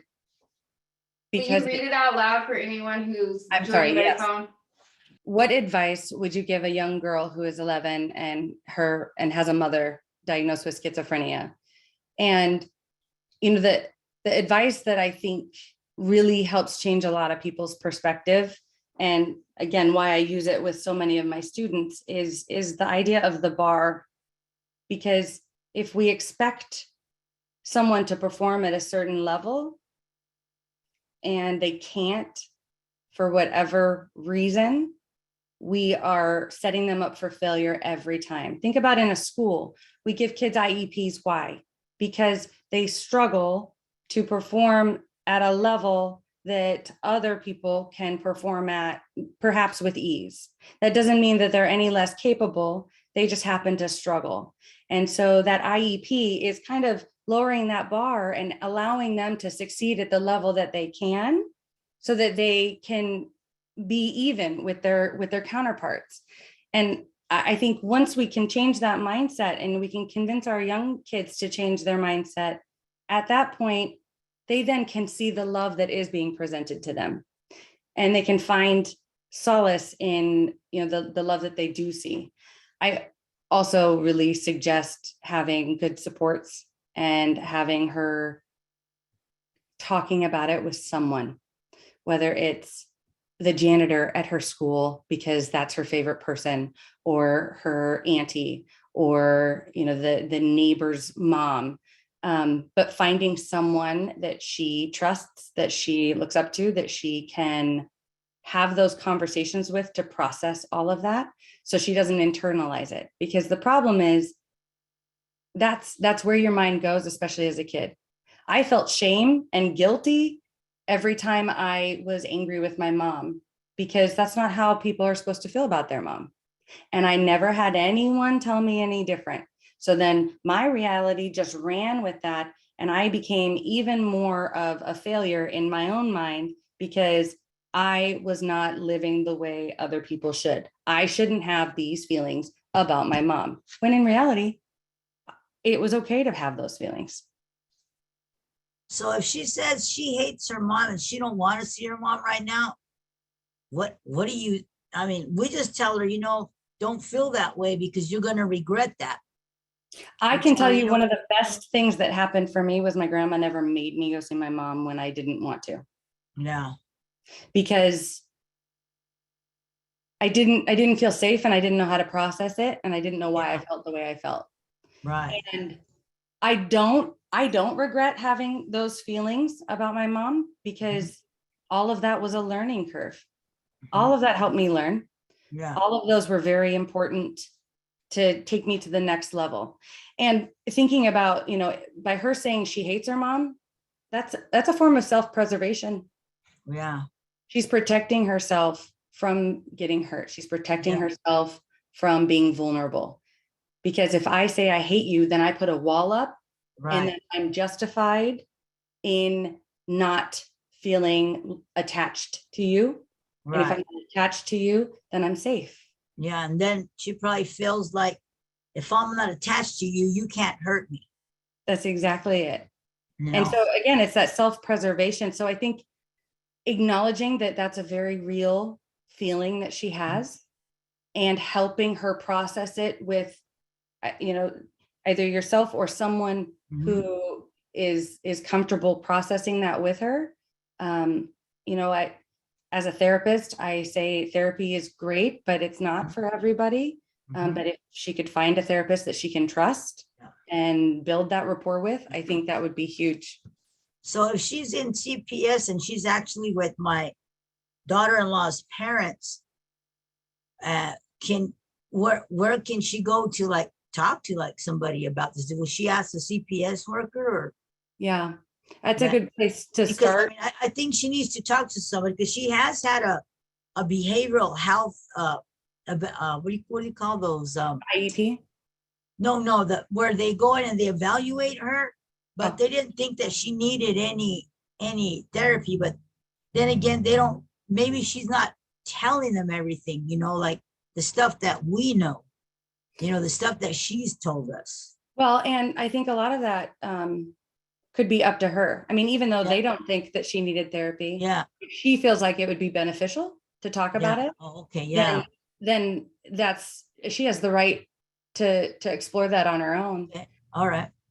Thank you I very think much. As much as possible, including her in that treatment plan. Because again, so often we make decisions for these young kids without including them or giving them voice. And if you think about her life with a mother that has mental health or substance abuse or any of that. Yeah, she has both of that, the mom. What you feel as a child and as anybody interacting is you feel powerless and out of control. Yeah. So allowing her opportunities to take back her control, to find the power of her no, to advocate for what she needs and what she wants, that is how she finds healing. So it's okay for the people that she's saying to let her be involved in that treatment plan, right? In the whatever plan they come up with her, she can do that. So oftentimes Grown-ups make those decisions without even asking. And then sometimes grown-ups will say, no, we don't want to include the child because they don't want to hurt the child's feelings. Right. Or they don't want to say anything that's going to make the child So they need to uncomfortable. include her. If she wants to be included, Yeah, I think she should. Yeah. Yeah, if she wants to, you know. Yeah, that's great advice. Thank you. You're awesome, man. Thank you You're an for awesome coming, testimony, Bernice. man. thank you, Bernice. You're I awesome. had a comment.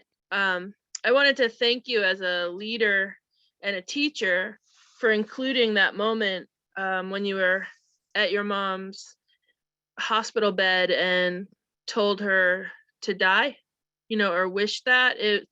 That was a part in this teaching that you're doing and offering that I felt in my whole body. It was like really hard to hear it. And it also resonated for me in my own life and relationship with my caregivers, like in this way of that. I imagined if I had been able to even allow myself to think something like that at certain ages and what a release it would have been. So I was able to sort of see in a way how that may have saved you. I was really impressed that you were able to do that. Like, bravo.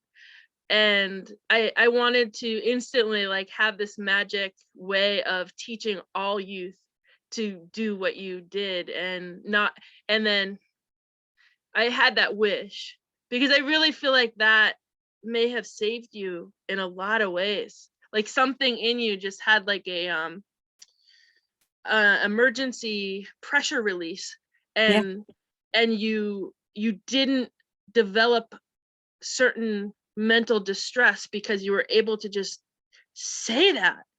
And so it gives me a wonder question as an advocate for youth, what way, and then the reality of agency work or school environments, in what ways can we nurture that concept, that like, I know for myself, I guess I didn't even let myself think something that like that as a youth.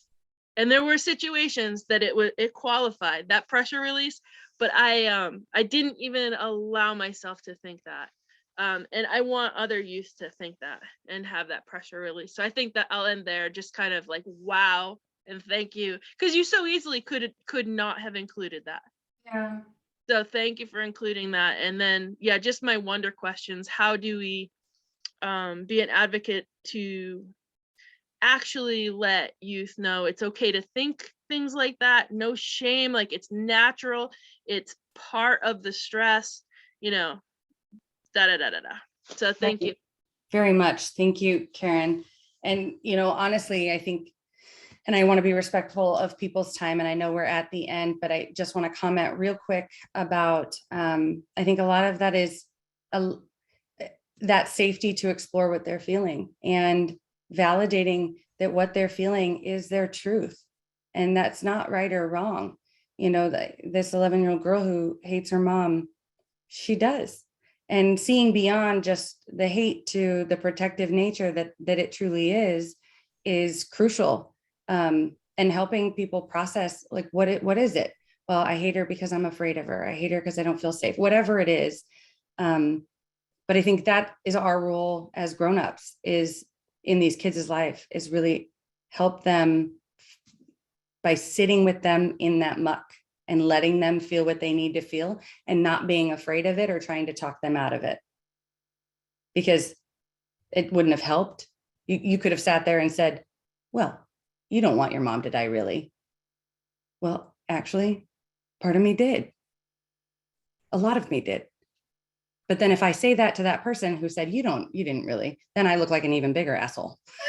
You know what I mean? Or they'll put you in there right next to your mom.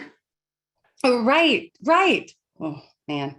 Anyway, but I'm so appreciative of everyone. I know this was long, and I know I was long-winded, and I know it's a lot. But if you are comfortable doing the surveys, I would very much welcome your feedback.